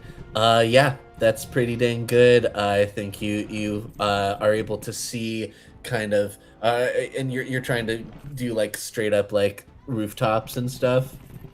I am getting onto a nearby rooftop so I can project my voice farther. Okay. Yeah, I think you find one of the lower rooftops that kind of has a roof that like hangs even lower than some others, and you're able to grab and hoist yourself up and get up there and make your voice louder. And with your voice and your thaumaturgy, what are you saying? I'm gonna hold on to the chimney, lean forward over the side of the roof. Hell yeah. All available Red Guard! Follow the sound of my voice! Hell yeah. I'm And dying you, at the pose. Yeah, the full yeah. Yeah, ship leaning. mounting. He's not smiling, he's very alarmed, but the pose is a JoJo pose on a roof. Yeah. doing the lean and everything. So yeah, you call out for Red Guard, and you see a bunch of people who aren't necessarily Red Guard are coming out of their homes and just like looking around, trying to see what's going on. But I think I will say, actually, I'll have Mbuku and Anili roll me a perception check to see how easily you hear this and kind of notice the commotion that's going on. Can I get advantage and Tony because too. it's my boy? Sure. I'll give you advantage. you know gotta what this ask voice sounds like. Everybody, manifest what you want, babies. It's not bad. So the Uh, first. That's a 15. Okay, So my first 15 for roll- Mbuku. 17. 17 plus 9, or plus 2 is 17 for 19. Tony. 19. It's a 19. Okay. So 15, 17, 19. Yeah, I think even through your sparring or discussing your different moves while sparring and stuff, you guys can sense the commotion that is going on, and you start to wonder what's happening and go outside, and then you do hear Giero's voice booming from it sounds, it's very loud, but it does sound a little bit distant. It seems like a distance that a normal voice wouldn't necessarily carry to. But you hear him calling out for the Red Guard, and I think as you come outside and are looking around, trying to sense the direction to head in, you also look up and you see a now closer and bigger image of gigantic wings, gigantic scaly long body, big flowing tail, big spines and horns on this red dragon flying towards your town, unmistakably towards your town as it is getting closer and closer. At this moment, it is probably still a good, it's getting close. It's probably a good 500 feet away from the outskirts of the town, high up in the sky, as this thing is in full clear view. This massive, angry looking dragon approaching. And I think even though we're not quite in range for combat yet, why don't we roll initiative just so we can kind of have a turn order for you guys to let me know what you guys are doing. And I'll roll for the dragon for when they do get here. 15. 19. 15. 21. Nine. Here, one sec. So that was Anili got a 15 Aneely and Joe. and Joe. And what did Giro get? 19. 19. And then Mbuku, 21. 21. And then Chisel, 9. 9. And Tony, 6. 6. Okay. So yeah, let's see here. Just get my little initiative order going. Alright.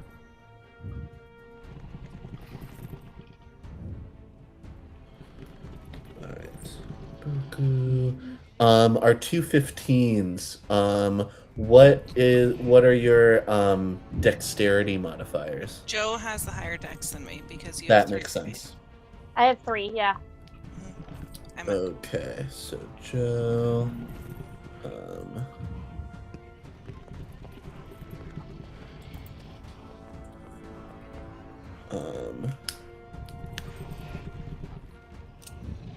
One second.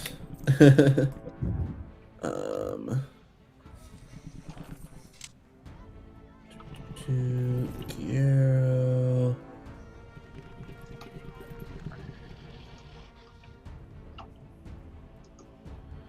And then we've got Chisel.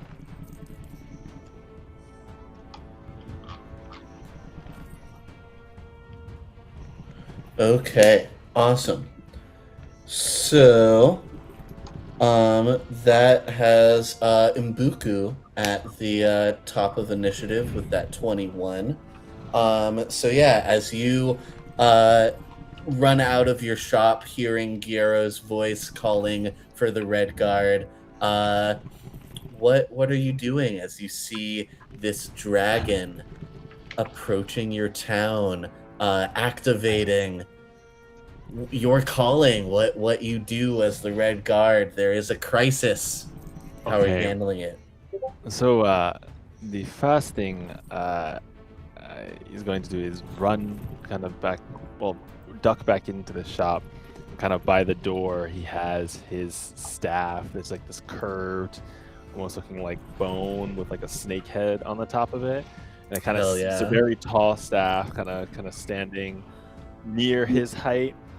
He grabs it, as well as there is a shield that's kind of carved in the way that looks like an ancestral mask of like a witch doctor that he kind of grabs on, puts on to his other hand, as he's just going to turn back and say, "You two, it's time to go. We have a problem."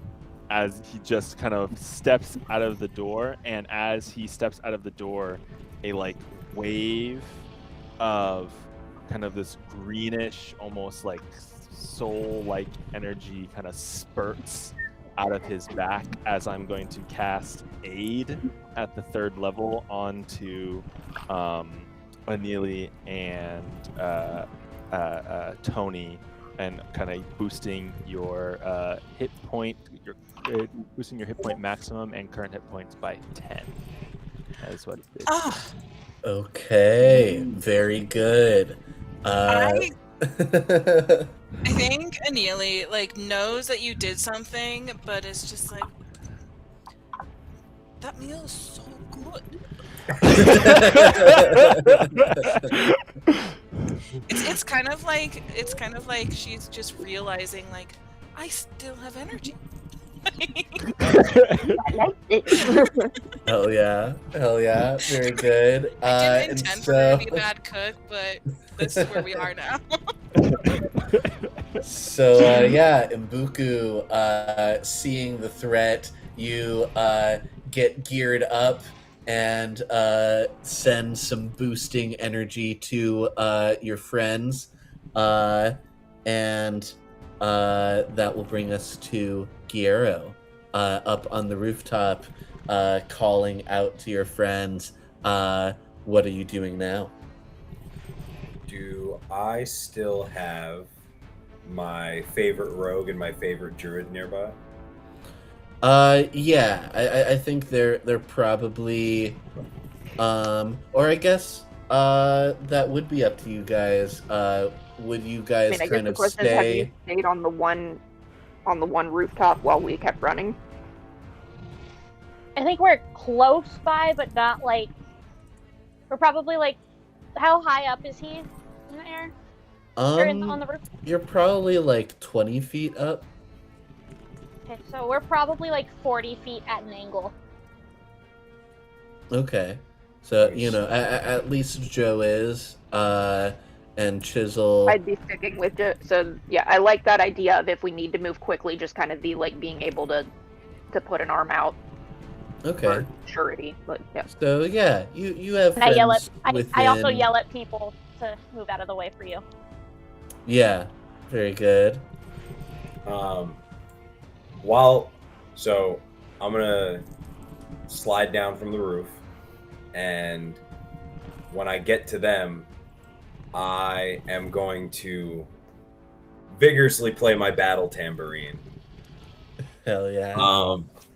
And and you both and Scritch have heroic inspiration because the musician feat allows me to do that for proficiency allies times proficiency.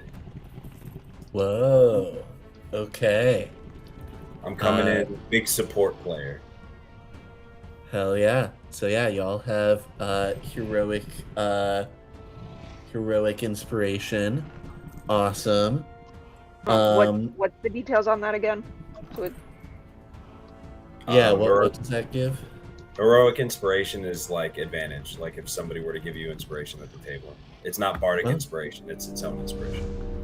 Okay, so you guys basically. Well, I was just have... trying to write it down so I would know what I'm doing with it when I do things. So yeah, it seems like you guys have like a advantage that you can choose when you want to use that.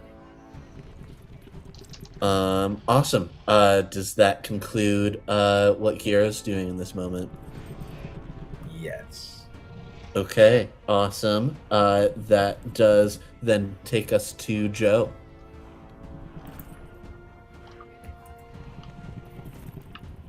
Joe is going to stick with Chisel, and she's gonna take out her crossbow because there is something big in the sky, but she's basically using it more as like a get out of my fucking way.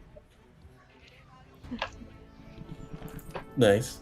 Yeah. Get out of the way. Yeah. Very cool. And then back over here, what is Anili doing?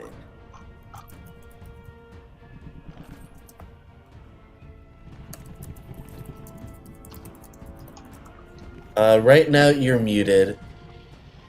Thank you. Yep. So right now the beast is in the air that we can see far away. Am I Yeah. able to see where Guerrero came down from? Like, do I see him making his way down? I think not. I think he wasn't on a tall enough building, and you're not quite close enough to have maybe gotten a visual. Okay. And then one more question, which is, because we are the Red Guard, this is probably more forethought than usually Anili would give, but is there any sort of like alarm system, like a bell, or like Yeah. is there like a siren that can start being played so that everybody knows to evacuate or like take cover? Yeah, I think there is a large bell, a kind of alarm bell that is separate from like any like church bell that would tell the time that you could find. Is it in the way? Is it towards the dragon or away?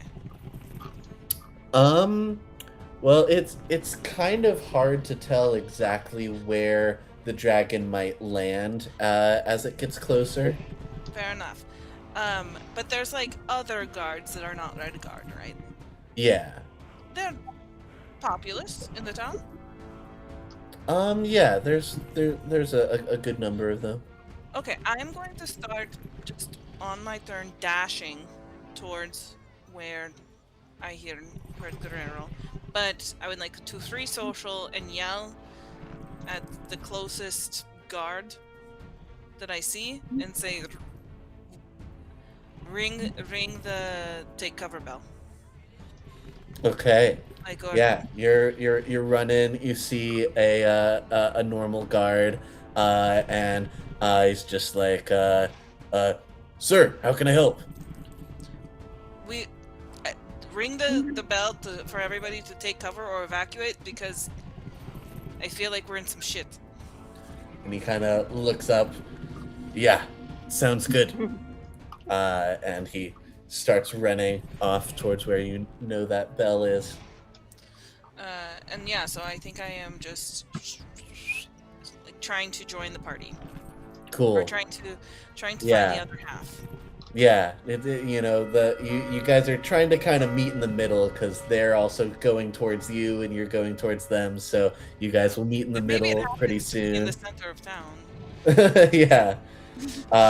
Yeah, there is kind of like a town square, center of town that you guys are kind of heading towards. And that brings us to Chisel.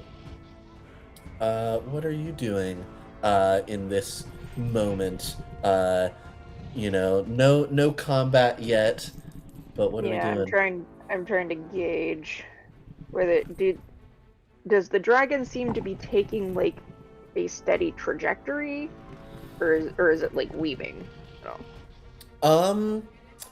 It seems like it is flying pretty straight. It doesn't seem like it's really weaving or zigzagging or anything. It doesn't really seem like it's really thinking about anything like shooting at it right now. And I'll actually give me a another animal handling check for free real quick. I cannot read that guy. Bad choice for low lighting. Oh, that one. Where's my analyst? Alright, that was a 22. 22. Yeah, you see this dragon approaching the town.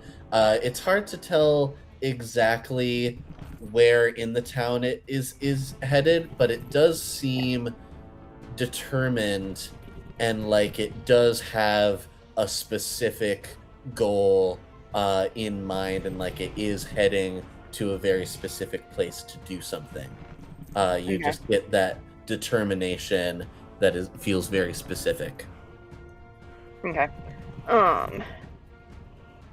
Granted, if we're in the middle of town, I'm not sure I could ready that because I'd want to put that outside of town. I mean, honestly, at the moment, I'm kind of just trying to see how things are shaping up. I have thoughts on things that I can do. I'm just not sure I can do them where I currently am. That is fair. Yeah, if you just want to, move closer towards getting the party together, you can just do that for now. How close are we to like the edge of town that the dragon's coming towards? I'd say you're not very close to the edge of town because I think you guys are closer to the center of town. But yeah, yeah.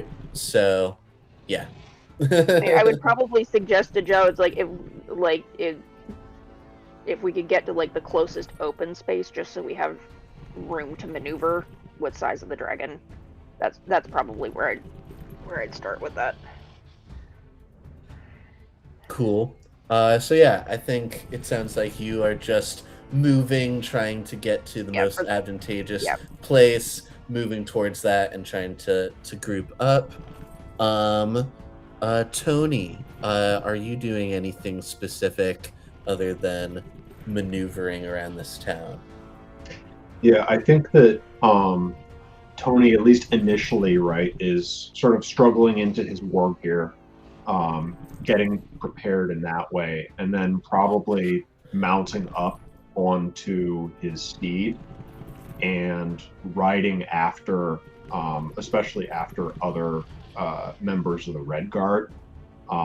He wants to be getting, he wants to be supporting them. You think I can find, like, I was looking to probably get in range Joe and Anili. Can I get near, like, either or both of them? Sure. Yeah, I think, you Scoop know, me! because we're not quite in combat, I think I won't exactly, like, keep you to, like, oh, you can only move 30 feet. Like, I think you guys can kind of, you know, these turns aren't going to be exactly 6 seconds. So I think I'll say that because you are at the end of this initiative, that everyone moving towards each other, you are now at least within sight of each other, and yeah, I think you all have gotten together and are at least within like 50 feet of each other. You might need another turn to get closer. 50 feet, you said? Yeah, I think you could be at least within like 50 feet of Joe. Okay. That's, I think, still a little bit too far for me to cast. So I'll hold off on that and spend my time trying to close the distance and form up with my friends. Okay. Very cool, very cool. And with that, the dragon gets closer and closer as they are soaring towards the town, towards all of you, towards a specific part of town that I think is slowly becoming clearer as it seems that he is getting close to where you guys are, kind of in the center of the town. It seems like he is headed somewhere else that is also close to the center of the town. Not exactly in the spot where you already are. But yeah, I think the dragon will now be... Yeah, let's make this close. The dragon is within 120 feet of your general area. So some of you might be a little closer, or some of you might be farther away, but you are now within certain spell ranges. And yeah, that is the dragon's turn getting closer, and we go back to Umbuku. You see all of your friends. You are within closing distance. If you wanted to be, right up next to anyone, you could reach them with your movement. And the dragon, with certain movement, could get within a range of about 120 feet if you have anything with that range. What are you doing? You're currently muted. I have completed the circle. My first question is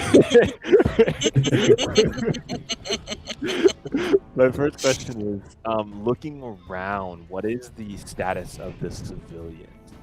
I think Umbuku would first and foremost be concerned about, are there people nearby where the dragon is closing in on? Yeah, I think you see a variety of things. I think also by now, you do hear the guard ringing the alarm bell. So you can hear that ringing. But I think you see a variety of people shuttering up in their homes and just hoping that this will blow over. You see people running out of their homes to either just get out of the town or go to other people's homes to make sure that they're okay. But you see, it's not full-blown chaos, but people are definitely panicking and running around. And it looks like the area that the dragon is now zeroing in on is an area, pretty close to where you are in the center of town, and there are people in the streets. The people who aren't inside are fleeing from that spot. Okay. I think so. In this moment, I think Mbuku would look probably to either whoever's closer, either Tony or Neely, and with kind of a sly but also panicked expression, be like, "I have a very terrible idea to get that away from the people." Should I? And you can kind of see the kind of tip of his staff welling with some green sort of energy. I am between hitting it and running as fast as we can by having you carry me, or making it so you do all the work. Any thoughts on this, Tony? How fast can your horse run? Be bold. I'm with you. Yeah, there isn't a whole lot of time for in-depth discussion right now. I'm going to, as he says that, I'm going to kind of look and kind of be like, "Wish me luck." And you see a kind of as I kind of smack the butt of the staff on the ground, a burst of green energy kind of out, kind of in an attempt to get the attention of the dragon to pull it away from the citizens, in hopes that I can hit it with a guiding bolt and then hop on or allow willingly for myself to get on, basically get onto the horse in an attempt to be prepared to go away from where this is afterwards. Okay, so what is the range on guiding bolt? Is that 120 feet? Okay. Okay. Hell yeah. I knew that was a range for some things. That's kind of a long range for some Quite things. a few things magically that have 120 feet. Yeah. Okay. So yeah, you are able to get within range, and you can fire your guiding bolt. That is roll a to hit. 27 to hit. A 27. Very good. That you'll be happy to know that does in fact hit. Okay, I'm glad. Okay. This is where we start to wonder if I made a good decision or not.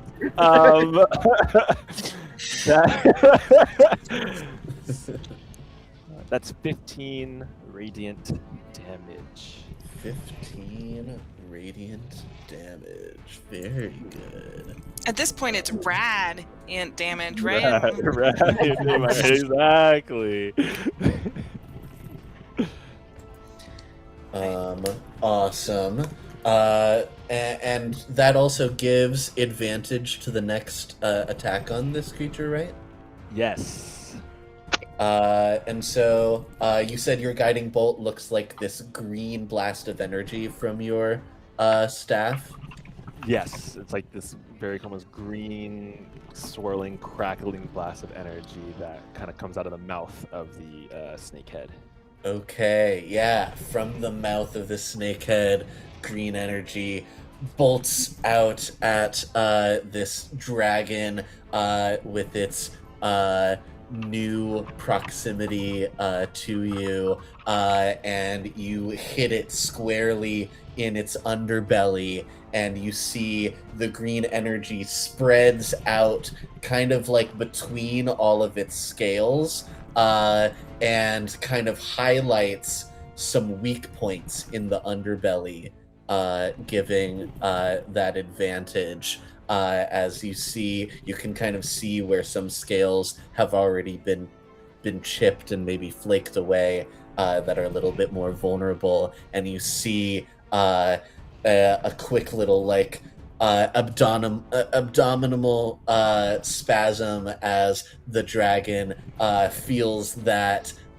damage. And I'm going to say you did this with the intention of getting its attention, and I think your damage speaks for itself to a degree, but I am going to ask for just a charisma check to see, like, if you How do sexy this, it was? Yeah. to see if you do it in a way that can distract this dragon from what it seems intent on doing. Okay. Oh god, I'm nervous. Okay, that's not bad. I That's not bad. believe That's in not you. bad. That's a 15. That's 15. That's not So- a nat one. And who? Yeah. Well, That's and not who in that had- one. and a couple different people had done buff things. So like, who had what? Wait. There were a few of us that had the heroic inspiration, but weren't there a couple people that also got something else? Well, You and I Luku got- gave aid Yeah, I gave to aid. Anelia. Okay, and you gave Tony. eight to others. Okay, never mind. Okay, sorry. Yeah. I guess I'll Um, do myself as well, because I can do 3 people with aid. Cool. Yeah, if you want to take that. But yeah, so you blast this dragon with your guiding bolt, and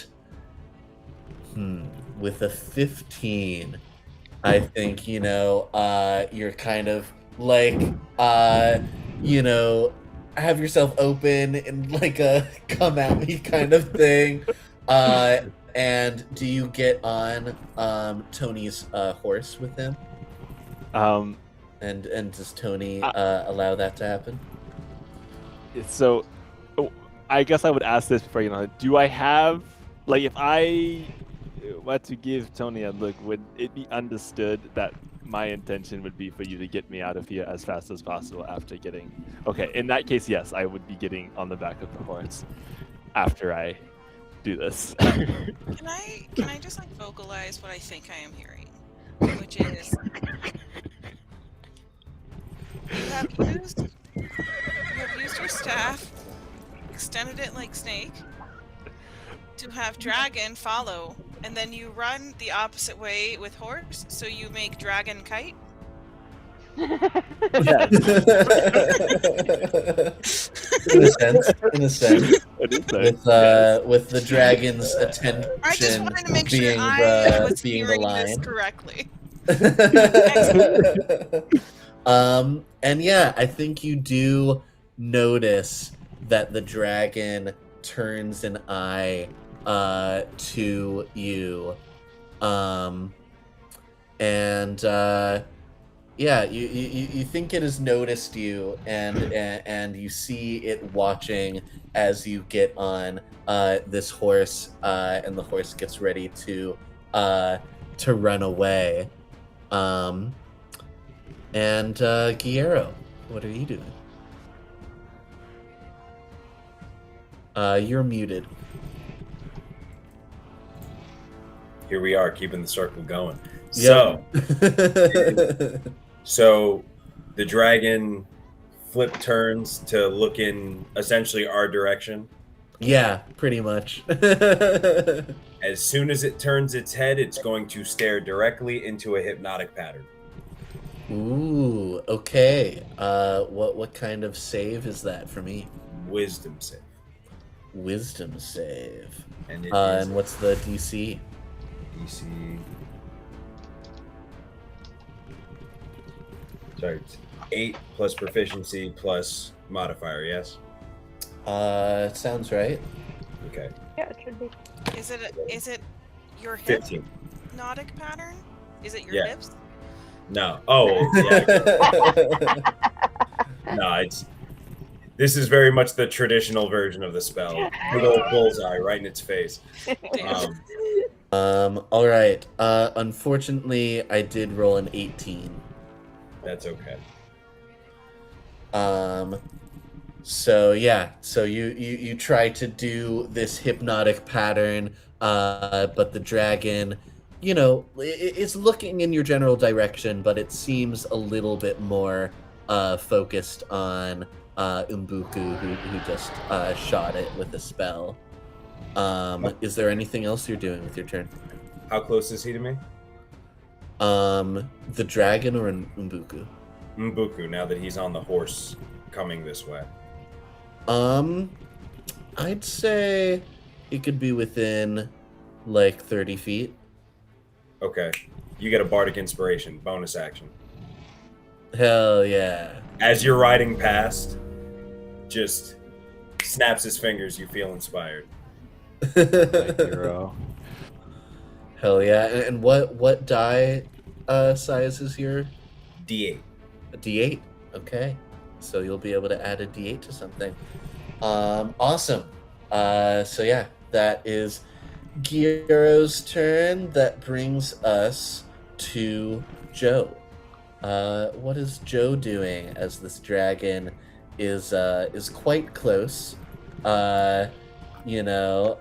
Within long distance range, and it is looking away from where it was going and at y'all. What are you doing? So first, I would like to make a correction to what I said. I said I had a crossbow. I have a short bow. So I'm going to stop and tell Chisel to go, and aim my short bow and shoot. And I'm gonna use Lucky so that it's just a straight shot.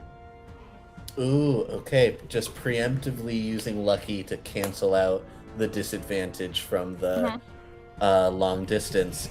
Okay, give me that straight shot. Okay. That is a 15. A 15. You loose your arrow. It flies towards this dragon, and it hits and bounces off the scales. 15 is not going to make a mark. Totally fine. I'm going to use my bonus action to dash because I can do that as a rogue. Okay. What direction are you dashing? In the same direction that Umbuku and the horse are going to be headed? The opposite? Perpendicular? I think I'm gonna run parallel to them. Okay. So in the same direction, but Yeah. a little, Yeah. a Just little in case off there's, the like, same A path. cone effect. Uh-huh. Okay. So keeping distance, but okay. Yeah. Awesome. I think I will say really quick before we move away from your turn, give me a quick I'll say perception Me? check. Yeah, Joe. Okay. Oh. Okay. Wait. I don't think I have good perception. Fair enough. Okay. That's a 12. A 12. Let's see. I think even with a 12, you know this town pretty well because you grew up in this town. You know the streets quite well, and you know this specific area pretty well. You think you're not quite sure why, but it seems like following the trajectory of where the dragon was going before Mbuku got its attention, it seemed like it was heading straight towards a certain thieves guild's building. It seems like Okay. it was heading towards the building of the parish.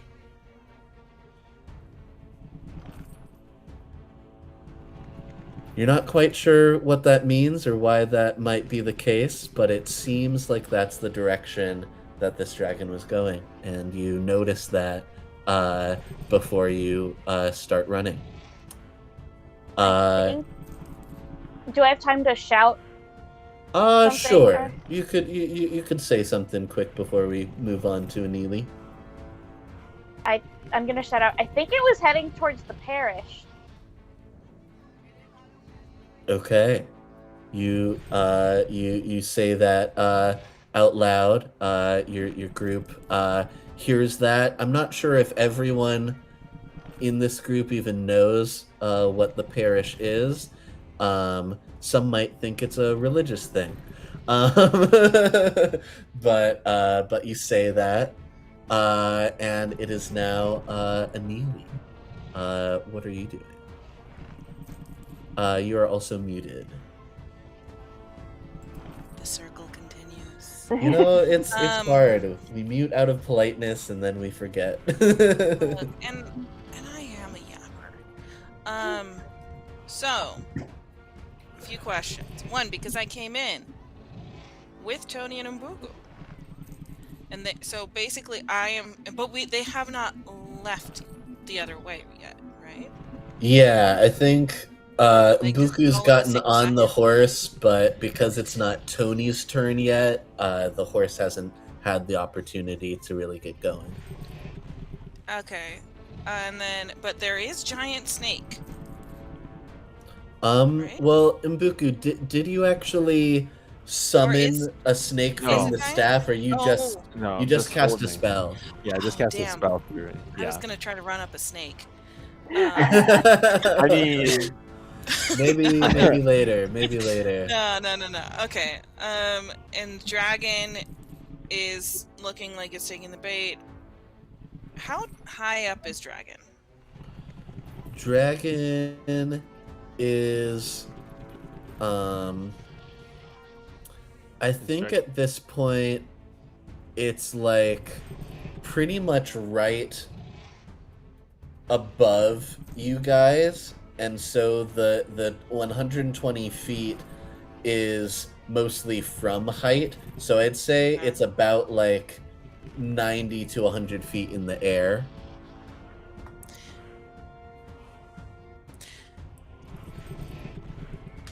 I hate.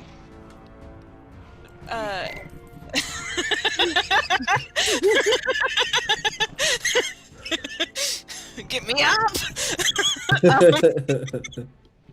Let's see here.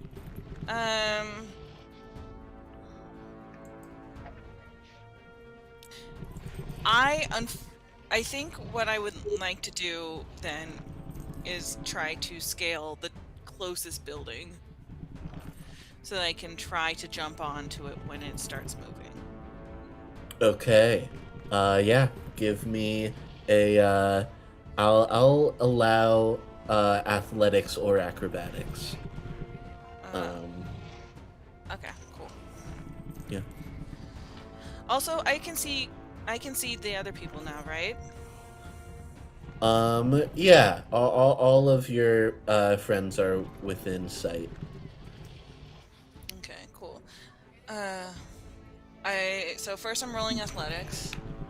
Yeah. You sure you didn't want to give me inspiration from my great puns?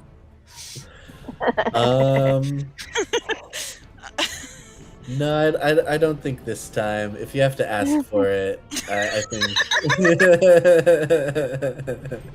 Damn. But if you Okay, continue making that's puns, 8. maybe. That's an 8. That's an 8. Does chat want to donate?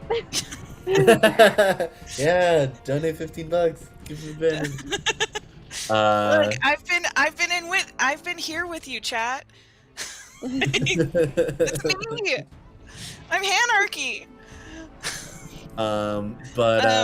Yeah, oh. so you're struggling to get up this building. It's not really working. You can either be mid trying to climb but not make it to the top by the end of your turn, or you can see that it's not working and abandon that and still be on the ground at the end of your turn.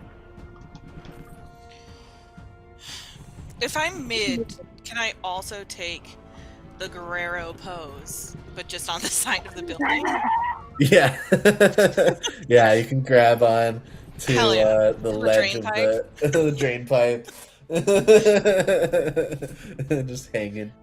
Yeah, so I think because I'm figuring that's like the double blind move. That's gonna be my like dash thing. I don't have any support, anything.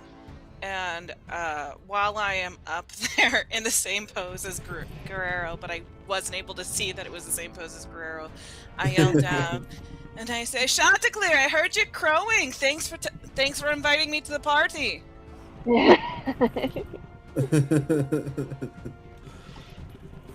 Cool. Very good. So yeah, you. And I'm not even gonna go into. I'm not even gonna go into a rage yet. What's a rage gonna do? Fair enough. That might be a next turn thing. Yeah. Okay. That will then take us to Chisel. What's our druid doing? So when you say the dragon's just about on top of us, so is he over the town square yet?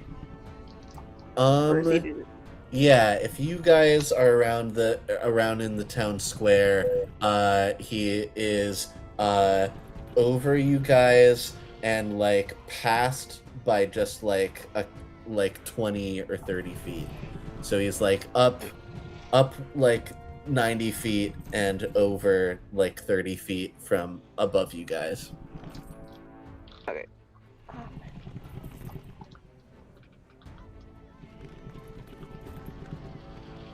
Ooh. Okay, I have a quick question. Yeah. When it says so I'm looking at Moonbeam, and it says 40-foot high cylinder centered on a point within range. Does that have to be on the ground? I don't think so. No. Because my thought is basically casting the spell at a point that is like right in front of it, so it's like it's not gonna have a chance to deviate. Mm-hmm. Yeah. You can catch the dragon in a moonbeam. So then has to make a Constitution saving throw. Okay. Constitution saving throw, and what's my DC? Where did I put that? Ooh, I did roll bad, so it's possible. Hang on. Or no, wait. I know what's on this note. Okay, DC 14. DC 14. Okay. I got a 9. But unfortunately, this dragon does have legendary resistance, and I think is going to spend one of them. So the dragon is going to choose to save. Okay, so it's just success versus failure? Yeah, so it just succeeded. Okay, because that's still, then it's just half damage. Yeah, so it still takes half damage. You're a D10. You're a D10.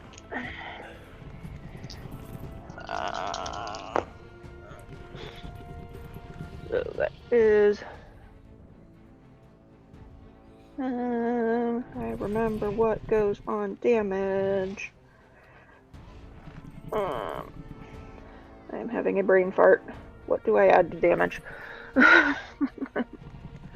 I'm losing my mind. A lot of spells you generally don't really add anything. Okay, it is okay. I couldn't remember. It's been a while since I've played Druid.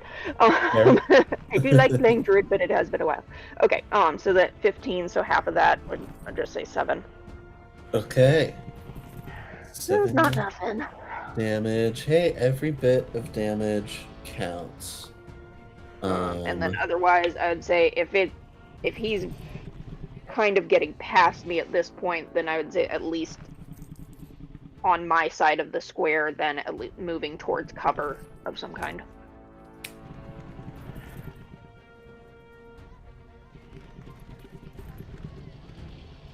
Cool.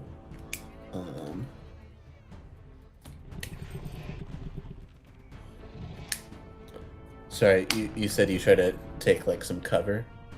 Yeah, so basically heading towards. So if he's flying over, then I'm just gonna head to cover. Okay. In the opposite direction, so I'm at least not out in the open. Sounds good. Okay, that will then take us to Tony. I think that probably Tony's spurring Starlight, to take him and Umbuku along the same route as Joe, right? Hoping that we've gotten the dragon's attention and trying to lead it away from the town, away from most of the structures, away from most of the people. And I think as he does that, everybody hears Tony's voice just sort of ring out, just clear and loud, declaring, "We protect each other." And with that, he is going to bless himself and Joe and Umbuku. Okay. Very good, very good. Awesome. So you bless yourself and your friends and start tearing away on your horse, trying to lead this dragon away from the center of the town, away from people. Okay. Very good, very good. It is now the dragon's turn. And on the dragon's turn, it is going to, let's see here. I think you have successfully gotten its attention. Umbuku. Yeah, it's just gonna fly away and actually decide, oh, this is the wrong town. Yeah, I was expecting her to not be resistant. Wrap it up. But so Chisel ran off in the other direction. Yeah. And Giero and Anili, you guys aren't necessarily close to Umbuku, Tony, and Joe. Are you? I would say I would like the direction to have been kind of like, when you throw a football, you're always trying to throw it to where they're going to end up, not just where they currently are. So the building you were climbing was in the direction that the dragon would be heading. I'm thinking the dragon's gonna swoop down. Okay. And then Tony, remind me where in relation to your friends you ended up. Where you think you might be. I think Tony and Starlight and Umbuku are all sort of riding more or less directly out of town, going down a street, right? We're not hopping fences or anything like that. Cool. We're trying to lead it down a street out of town. Sounds good. I do apologize. I did actually mean Giero in real life, Antonio. But thank you for answering. But yeah, Giero, where do you think you are in relation, especially to Tony and Joe and Mbuku? Do you think you're close to them? I guess you just gave them Bardic Inspiration, so you're within like 30 feet? Yeah. Okay. So it seems like Chisel is the only one who kind of ran in the opposite direction and is kind of away from you guys. Okay. That is good to know, because as you see this dragon turn to face all of you, you see roiling flames form in its mouth, and I'm going to need a dexterity saving throw from all of you except Chisel.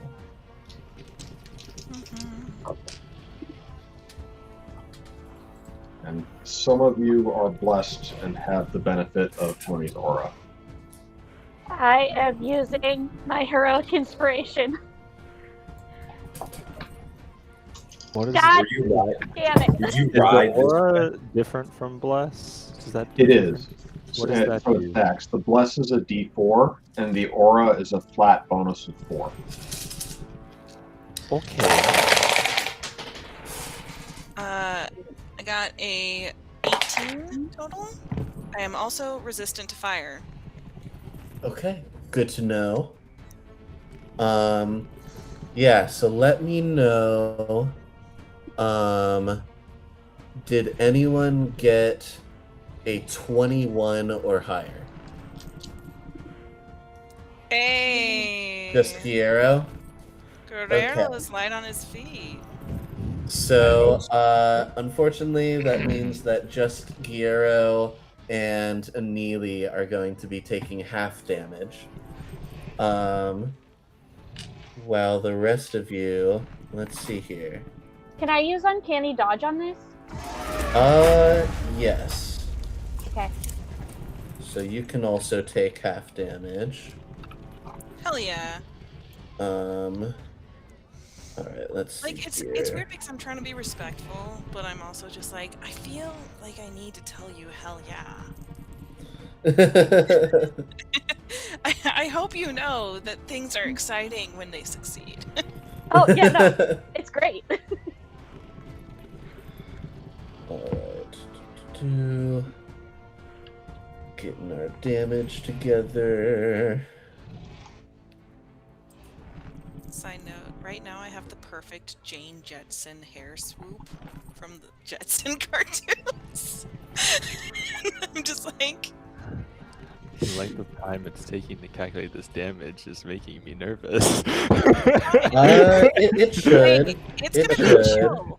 It's gonna. It should also make you nervous that I rolled it in my Dimension 20 box of Doom. The amount of dice that he rolled was like, see, like when I heard the sound, it was very disturbing. Like it played very well on stream. Guys, Just I to wasn't kidding when I said recall. I'm squishy.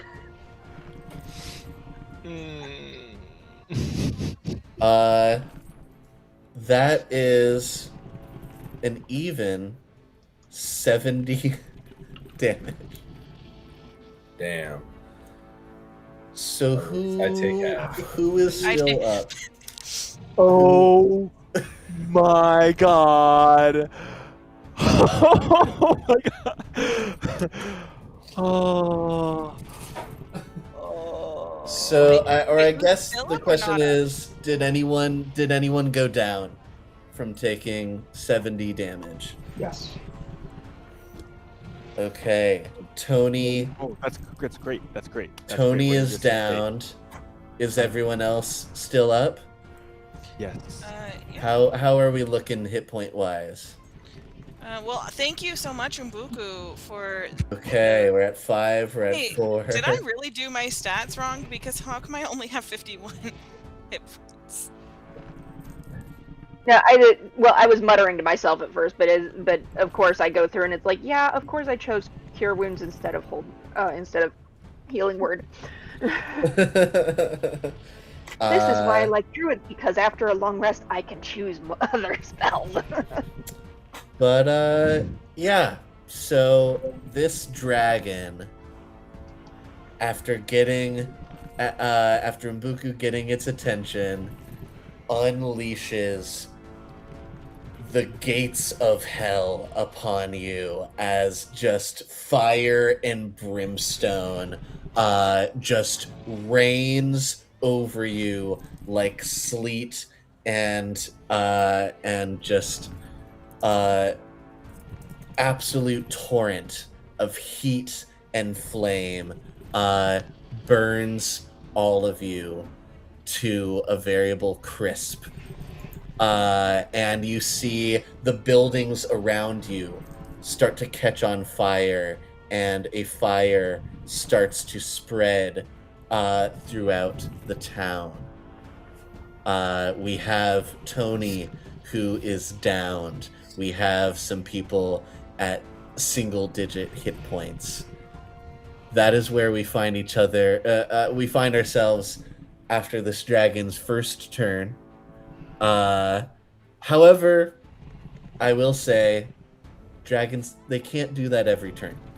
I do have to roll to recharge its fire breath, where I roll a d6, and I have to roll a 5 or a 6 on that d6 for it to get its fire breath back. So, with that in mind, the dragon just toasted y'all, and it is Mbuku's turn. Yes. Okay.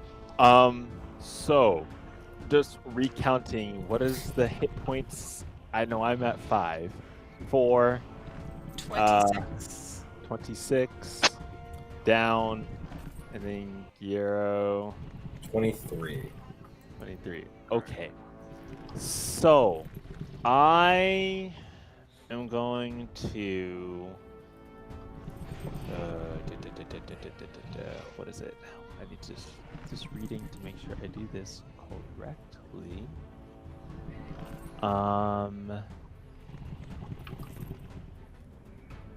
Okay. Cool. I need to grab water real quick. I will be right back. Okay. So, since you are at, I am going to kind of clasp my hands together, and as I do, I am going to, I'm saying, not yet, my friends, as I kind of like wave out this like wave of energy with like breath, as for like Joe and the other 5, because I can't count because I'll send one of my so myself. I think can I be myself as well. I think it can be. It's just 5 up to 6 creatures, I think. Yeah, 6 creatures are my choice. So myself, Joe, Anili, Gyro, and Tony. I'm going to cast Mass Healing Word, and kind Very of pump good. some hit points into everyone. So for everyone that is not Joe, not Joe, everyone that's not Tony, it's going to be 10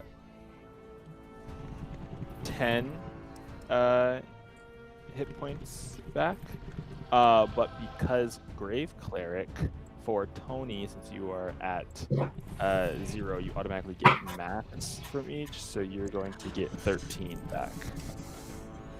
Okay. Very good. Cleric doing some healing. Also, why I was willing to go for other spells. Power of vegetables. Yeah, the power of Power vegetables. The power of Vegetables. vegetables with flavor. Hey, And then- eat your vegetables. Eat your vegetables. And have a Nearly grave how- cleric friend. Yeah, how roughly, DM, roughly how close would you say Adili is from Dragon? Right? No. The dragon didn't necessarily have to move much closer to y'all to be able to blast you with flames, but I'd say, let's see, It's a. All I want to get is a little bit closer. I'll say it got a little bit closer, mostly through just fully turning its body, because at it was flying in one direction and just kind of turned its head, but now its body is fully facing all of you. And yeah, I'll say it's I'd say it's now closer to 90 feet. Okay. From y'all. Roughly, how big would you say, I don't know, a giant constrictor snake would be? Like stretched out. Here's the thing, sometimes we're manifesting our dreams, baby. Well, especially since I am not that. Giant constrictor snakes can be very big. It's giant a huge beast. Is it giant or is it huge? Because there are size categories. It says it is a huge beast, but it's called huge. Yes. But it's huge. called giant snake.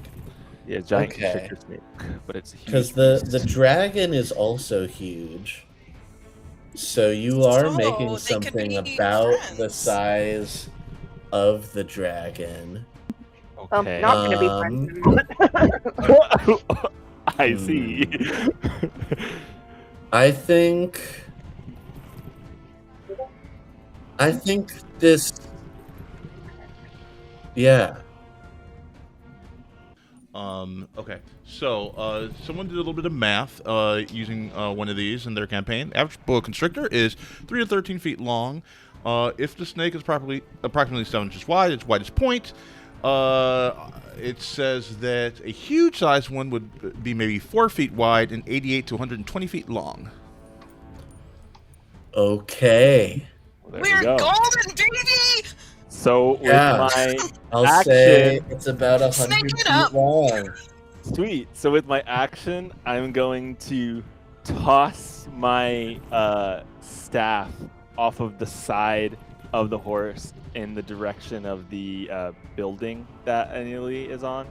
And as I do, I'm going to say, Yoka, serve me, as it touches the ground and it kind of erupts and elongates into this massive bone constrictor python that kind of rears up almost like, and kind of like faces up, and it's like full like huge size, like a pathway leading up to the dragon.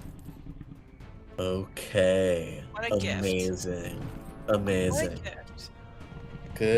Good stuff. Very cool. Okay. And thanks Maui for coming in with that info, because I was not going to be that generous with how big the snake could be. I don't know snake talk. This is like I'm gonna try to run up these like Tarzan, like in the Tarzan animated movie where he somehow can like yeah, like skate slide up on the the vines. You have the Okay. momentum. So, Mbuku, you do that. You summon this giant snake. You heal your entire party, or at least everyone who was injured. You even bring Tony back to the realm of consciousness. And that brings us to our bard, Giero. What are we doing? So how far away is the dragon now? The dragon is now about like 90 feet from. Yeah. Oh. Okay. I am gonna slink my stealthy little self 30 feet toward the dragon. Cool. Take cover behind the nearest building. Mm-hmm.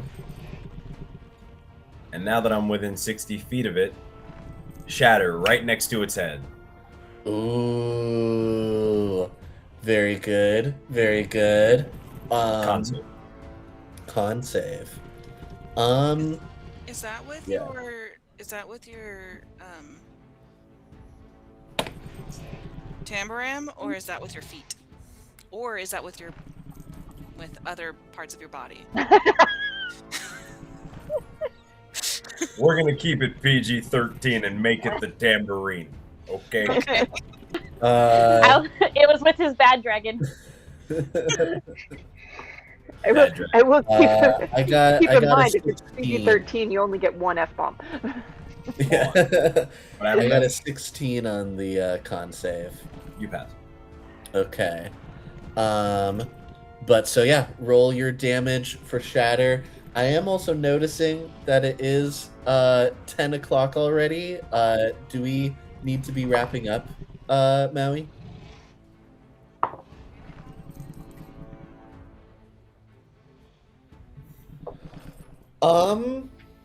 I mean, I could do whatever. I was thinking that 10 would be the ending point, so I could wrap if us you want to up finish on this a up, cliffhanger. if you want to finish up the scene, that's fine. If you want to call it here, that's cool too. But I don't have a heart out, so Okay. And we I could at think- least try to finish the round. Yeah, I think we can We're finish gonna the kill round. this dragon.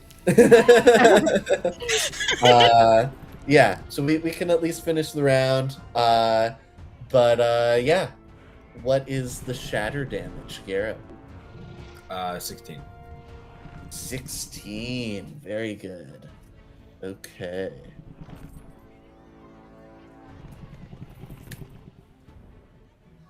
This dragon is looking more hurt than it was before it came to this town.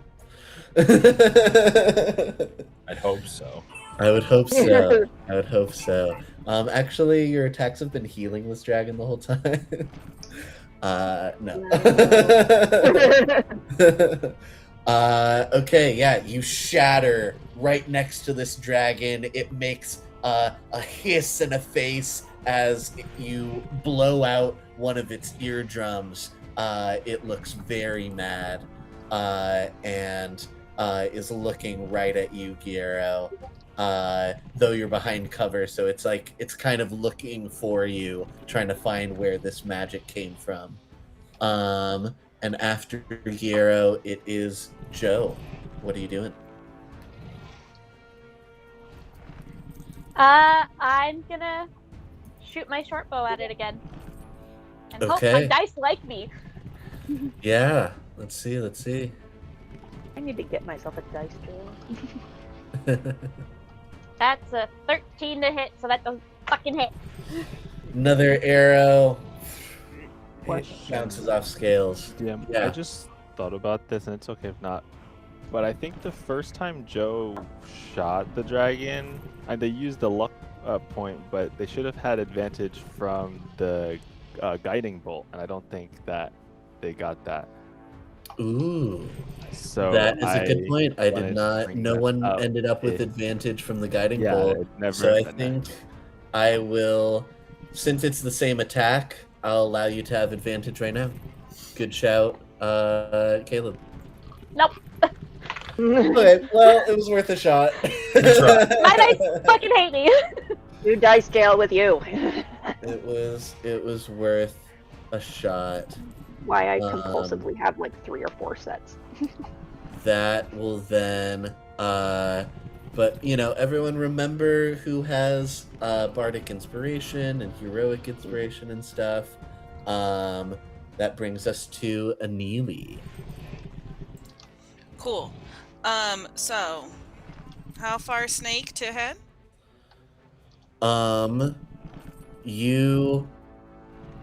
You could easily get on the snake, and the snake would lead you to at least a point where you could jump onto the dragon if that was your wish.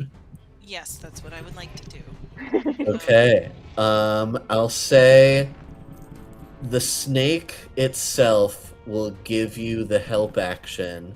Hell Will give you help. So give me a athletics or acrobatics with advantage to go up this snake, to run up this snake towards the dragon. First one's 23. Let's see if I if I crit. That is 19, so we're gonna take the 23. Okay. With a 23, you push off from this building, land on the tail of this snake, and start running up the snake as it coils up towards the dragon. You run using its vertebrae as steps, and until you reach the head of the snake, and you jump off the head of the snake. And let's see, where would you ideally land on this dragon? I'll let you choose. Either in between the shoulder blades, or because is it like a flathead dragon? It has, like, you know, kind of some maybe flatter areas on its snout. But it's kind of a, Maybe you in know, between its eyes, mouth-looking dragon. just like cranium. Okay, yeah. So you're going for on the head or the snout. Can you roll another d20, not adding anything, but just to see how lucky you are in this landing? Is that a nat 20? Nat 20. Oh my god. Okay. This is why you accept your 3s. Yeah. Yeah. So not only with your 23 to run up this snake, with a nat 20, you land exactly where you want to land on this dragon, right between the eyes, so it has to go cross-eyed to look at you. Excellent. I'm picturing when Frank rides around on Joanna and Rescuers Down Under. You know, that was a very impactful film for me. Like, Yeah. I love 90s Joanna. with I all love of Joanna. their like sexy mice. Like, they really did their big one back then. So, is there anything else that Yeah, you... that was just my movement, baby. Yeah. You would like to rate? I imagine that, like, I went into a rage mid-air as I saw, like, the destruction that was happening. Mm-hmm. My eyes, because I'm a fire genasi, they are, like, actually yellow with red irises, and for a second they kind of flash burning white before going back to normal as I enter a rage. And then I'm going to... so that's my bonus action. And then I'm going to unarmed strike with Feast. So 14 plus 5, that is 19. A 19. Oh, that's actually a 20 because I have my tattoo, which I have been attuned to. Okay, a 20 does hit. Okay. That'd be really embarrassing if I was on his noggin and I missed.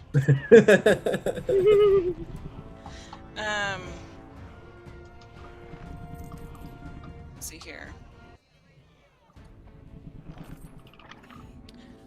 Did I do something wrong in which it's only a D4 plus 2? You know what? We'll take it. We'll take it. Unarmed strike generally is. Yes, so that's right. Yeah. That's But right. It's fine. your monk should be able to do multiple punches, hopefully. Well, okay. That I is rolled a true. 1. So my first hit is for 3, but it's right in the job. Okay. I think. Okay. So then I'm gonna oh, also I know that it's probably resistant to fire, but I do gain a 10-foot aura effect when I start my rage.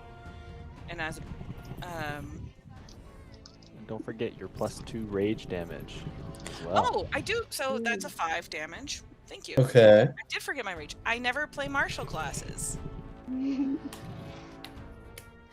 Also, I might try it because of this. Like, just describing the whole barbarian monk. It's like I might have to try this now.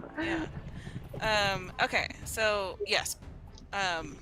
So the first hit was for 5. I'm going to go ahead and take another unarmed strike.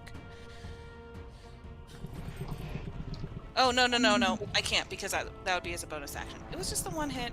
Oh yeah, That's true. fine. Okay. It's just a bit. Hey, it's you a know, bit- you did a lot this turn. You It's just ran a- up a You're snake. also well Face. positioned. You to do landed more. on a dragon on its face and punched it right in the nose between the eyes. Yeah, actually, and maybe I will consider grabbing an eye next time, but that's for later. That's for Maybe, round. maybe. I wasn't There are smart lots enough of to scary think about ones that. I was open too in the eye. enraged. And yeah, if your rage emits any fire damage, it is immune to fire damage, not just resistant. So it just doesn't take any. Kind of rude of Um, you. Like you knew I was fire genasi. I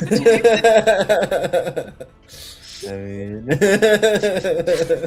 mean, at least we know for sure now what kind of dragon it is, because with it getting dark, I wasn't sure when we were going to tell what kind of dragon it was. Well, thank you for Yeah. my turn. There's a red dragon. Yes, I leave very it- good.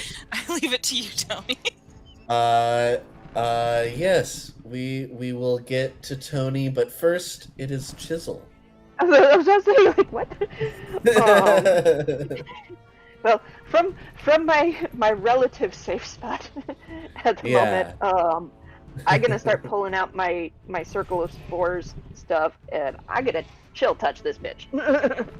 Ooh, okay.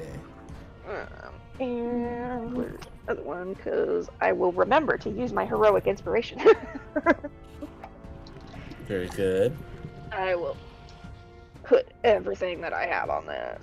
So that includes the ranged spell attack, so that does give me the attack bonus. I cannot read. There we go. Okay. That is 24 to hit. 24 to hit. That sure hits.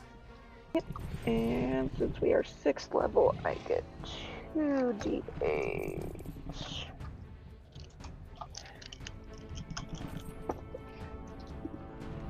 Ah, nice. Okay.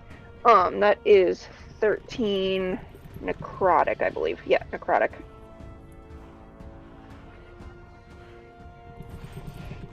And if it has anything that usually allows it to regain hit points, it can't do that until the start of my next turn.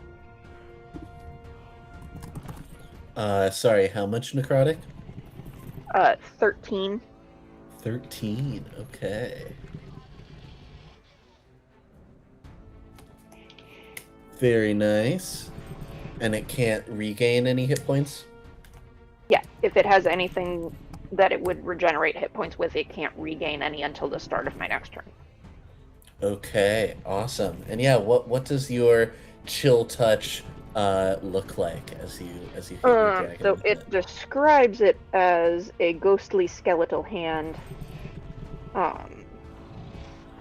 in the space of a creature within range. So basically just kind of shooting the spectral hand up that way. Cool, yeah. I imagine your hand kind of glows and then shooting from your hand. Maybe kind of getting it by the scruff and kind of... Yeah, you kind of grab like a like spine coming out and Bad dragon. and it looks none too pleased about your chill Not touch. surprised, but I'm gonna do what I can. That will bring us to Tony. I'm thinking about spell ranges, and I imagine if it's close enough to breathe fire all over me, it may be within 60 feet? Question mark. Um, Or is he higher than that? Yeah, I have been saying 90, I think, lately. But you could maybe you would have to stop moving away from it to be able to get within 60 feet. I mean, I'm picking my scorched ass up off the ground because my my steed is disintegrated into the wind, and I'm picking my myself up from being recently almost dead. So Okay. that dashing escape is no longer in progress. Fair enough. If it's that far away, I'm gonna struggle to do much with that range. So I think probably Tony's going to. I did throw the snake after you got scorched, so it is technically near you because I can only throw it so far. Ride the snake. Ride If- the if- snake. If you need an option to get closer, just putting that out there. What did you name the snake again? I think even with the 15 feet of movement that I have remaining, I'm gonna struggle to close that. So I think that instead I will do what I can. I will use my bonus action to use my healing hands on myself and restore. I'll use my whole healing pool and give myself 30 hit points back. Very Probably good. muttering something about how, like, despite it all, it is not yet my time. But then probably from there, looking around, just trying to figure out, like, what's going on with this fire that it started. What's going on with the people? Because I just can't do anything with a dragon that's that high in the air. Maybe there's some other good I can do instead. Yeah, you see that the same flames that burnt you to a crisp have also caught the buildings around you on fire, and fire, it spreads scarily fast. And so now not only are the buildings directly around you on fire, but the number of buildings on fire is steadily growing. And it seems like people, some people are trying to frantically do something, people are running away. It seems like some people are in their homes that are on fire and don't know what to do and might need to be saved from their homes. I think that's where Tony is headed. Okay. Even You find the without even a closest- whole lot of reluctance, there's not a lot I can do against this. I can't hit it with my axe. I'm gonna go try to pull some of these people out of a burning building instead. Okay. Very good. You said you don't have a whole lot of movement.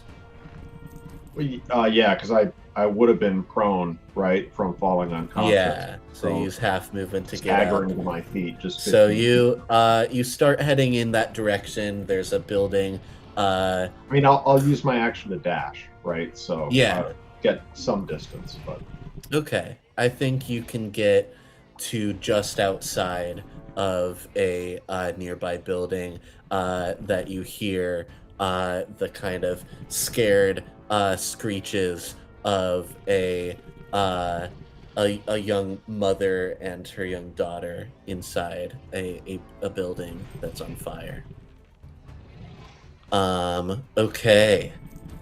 So we find ourselves, some of us hiding behind cover, some of us on the dragon's snout, some of us shooting at it with bows and spells, and some of us running towards other people to help save them from the encroaching flames.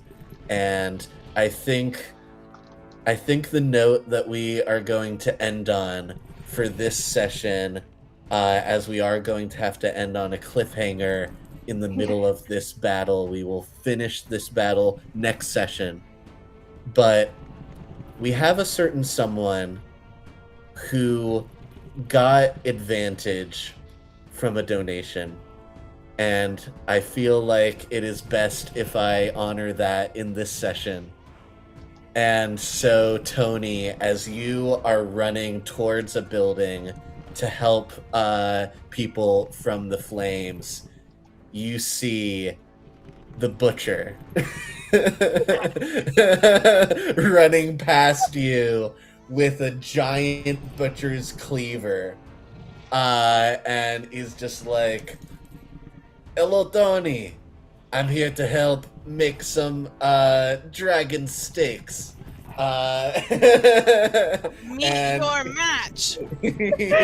he runs past you, and I'm gonna say that this guy has crazy range with throwing this thing, and he's going to chuck his cleaver at the dragon, and I'm going to roll for him to see if he hits.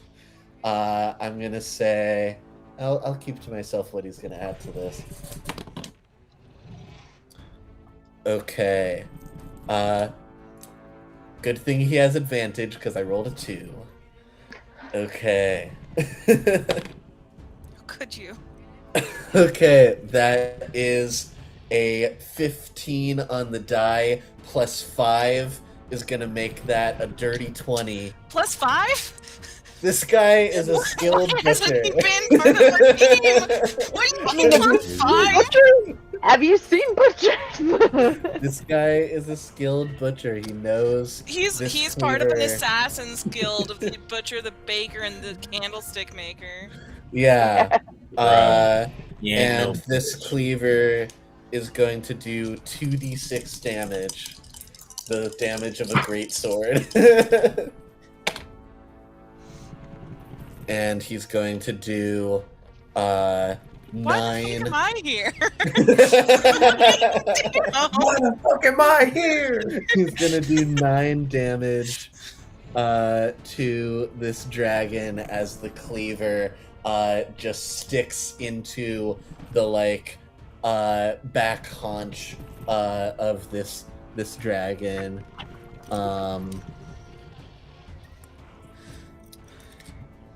That is fantastic.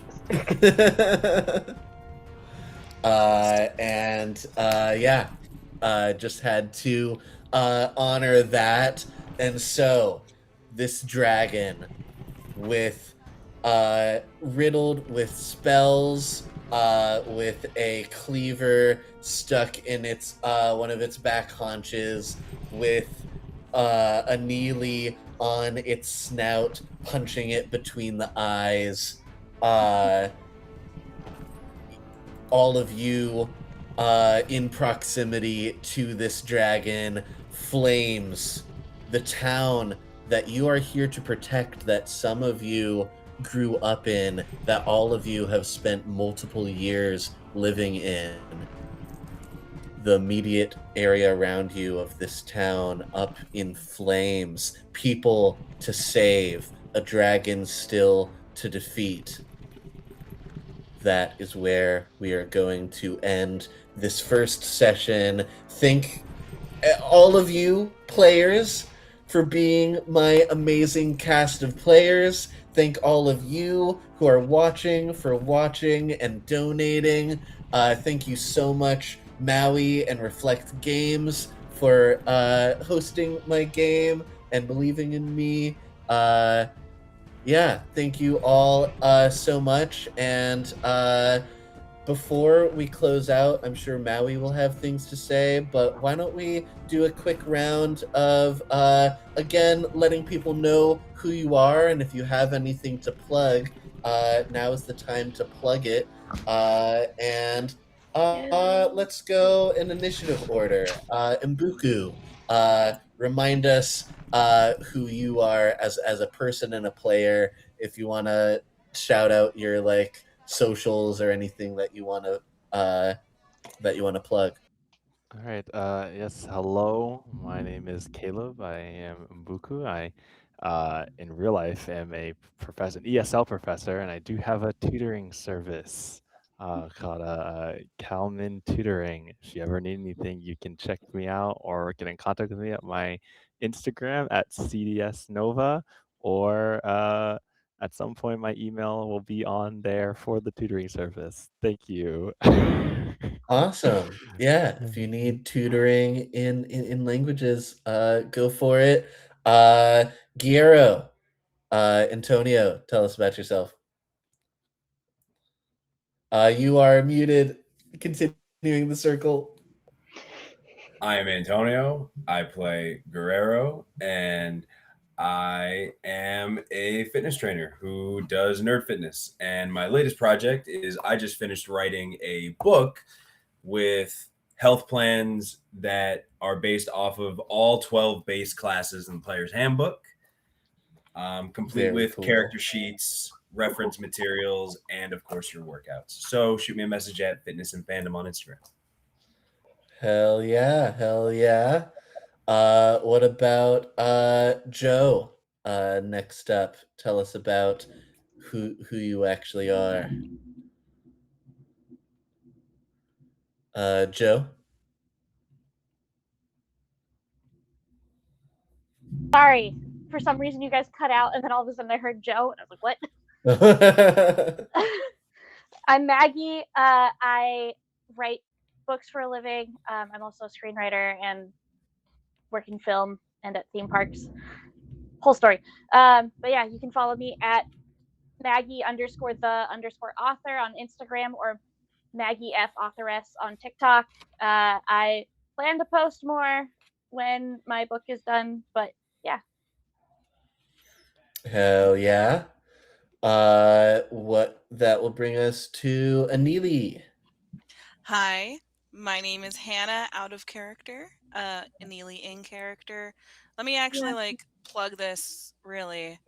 While I do enjoy playing, and you might have seen me on the Stray player cast, if you want to support my side projects, I would really appreciate following my podcast, which is a romance movie podcast called Total Saps. If you want to join our Patreon, I also have fan art that I do on there, and you can just go to totalsaps.com, or you can go just anywhere podcasts are listened to, as well as like the TikTok, which sometimes I will upload speed draws while I'm doing fan art. I also, I didn't expect it to go like this, but I did draw the little icon drawings. That's everyone, and that's because a mania strikes me when I play anything, and I just say I must make it real. So yeah, have fun. If you want to listen to me do it. Yeah, there we go. Awesome. Chisel.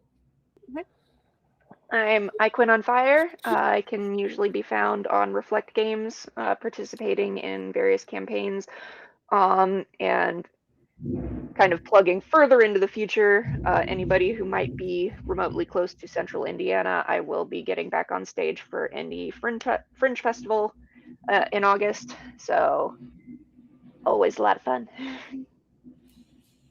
Hell yeah. And Tony. My name is Ed. I played Tony. I've had just an absolute blast this evening. You can find me very occasionally streaming bits and pieces on Twitch as Neuromaster, but a lot more commonly, you can find me on communities just like this one, playing TTRPGs with all the appreciation in the world for my fantastic cast members, for my wonderful GM, and for our very gracious host. So thank you so much. I've had a great time, and I'm looking forward to being back here every Thursday until we succeed or die trying. Hell yeah. Thank you very much, Ed. And yeah, I have been your GM for the night. I am Ben Guest. Thank you very much. Yeah, I am a professional GM here in Chicago. I work with companies like Rough Magic, Wizard Staff & Co., Chicago Role Players Guild, StartPlaying.games online, the CTGA, or Chicago Tabletop Gaming Association. And yeah, I mostly run games through their events, but I also take requests for private games. I also teach GMing workshops. I used to be an improv teacher, and I have made my own workshop that teaches some of the at the table skills of GMing. I also provide private GMing coaching if you want to do that in a one-on-one sense. So yeah, you can follow me on Instagram at GM Ben Guest, and you can DM me if you're interested in a private game or private GMing coaching. And yeah, I'm just so excited to have my debut on this channel. Thank you so much, Maui, for having me, and I will bring it to Maui to close this out. Yeah, I just want to give you all just a big round of applause. You were all just so amazing. It was a pleasure to have you on. I'm happier and be with us for the month, and specifically for my birthday month. Speaking of which, for my birthday month, we are fundraising for the National Immigration Law Center. Very, very, very important cause, especially with what's going on in our country right now. So, if you can, please give. And giving has the added benefit of giving perks in the game for this wonderful table. I'm going to be using it for my own thing on Mondays, which you can check out. It's the Worm Rider Saga. We are in Chapter 2 right now, The Wending and the Will. They're about to go on their hex crawl from the Soul Spire, where they just obtained their dragons, because dragons are nice in my universe. We don't we ride dragons, we don't kill them in our universe. Though there might be some bad dragons in there. Oh damn it! Now I did it. And so check that out. April 10th will be my birthday stream. I'll be on stream all day, and that evening, my friend Ansel, who runs TTRPG Pickup Con and the co-host of the World Builder Society with me, will be running a one-shot for me where I get to play Piss and Vinegar Pugilist that I created, that I'm very, very excited about. Our goal is to hit 1,000 for the month, so please, if you can, give. It's a very important cause. We are going to raid Caustic Phoenix right now. If you can, stick around for a second for the raid. You can raid and dash. It really helps with our algorithms, with our stats, and it helps them get seen as well. So it would be much appreciated. Don't want to keep you all night here, so we're going to go straight to the raid. Bye, everybody. Thank you so much, Neuromaster. And by the way, thank you to this chat. Man, y'all were just great today. Such love for y'all in the chat. If you didn't get a chance to see it, check out the VOD. It's awesome. All the love that y'all got in this chat, especially Ari Sunshine and who's cracking me up in here? Willie something was amazing. Wheezy Boots.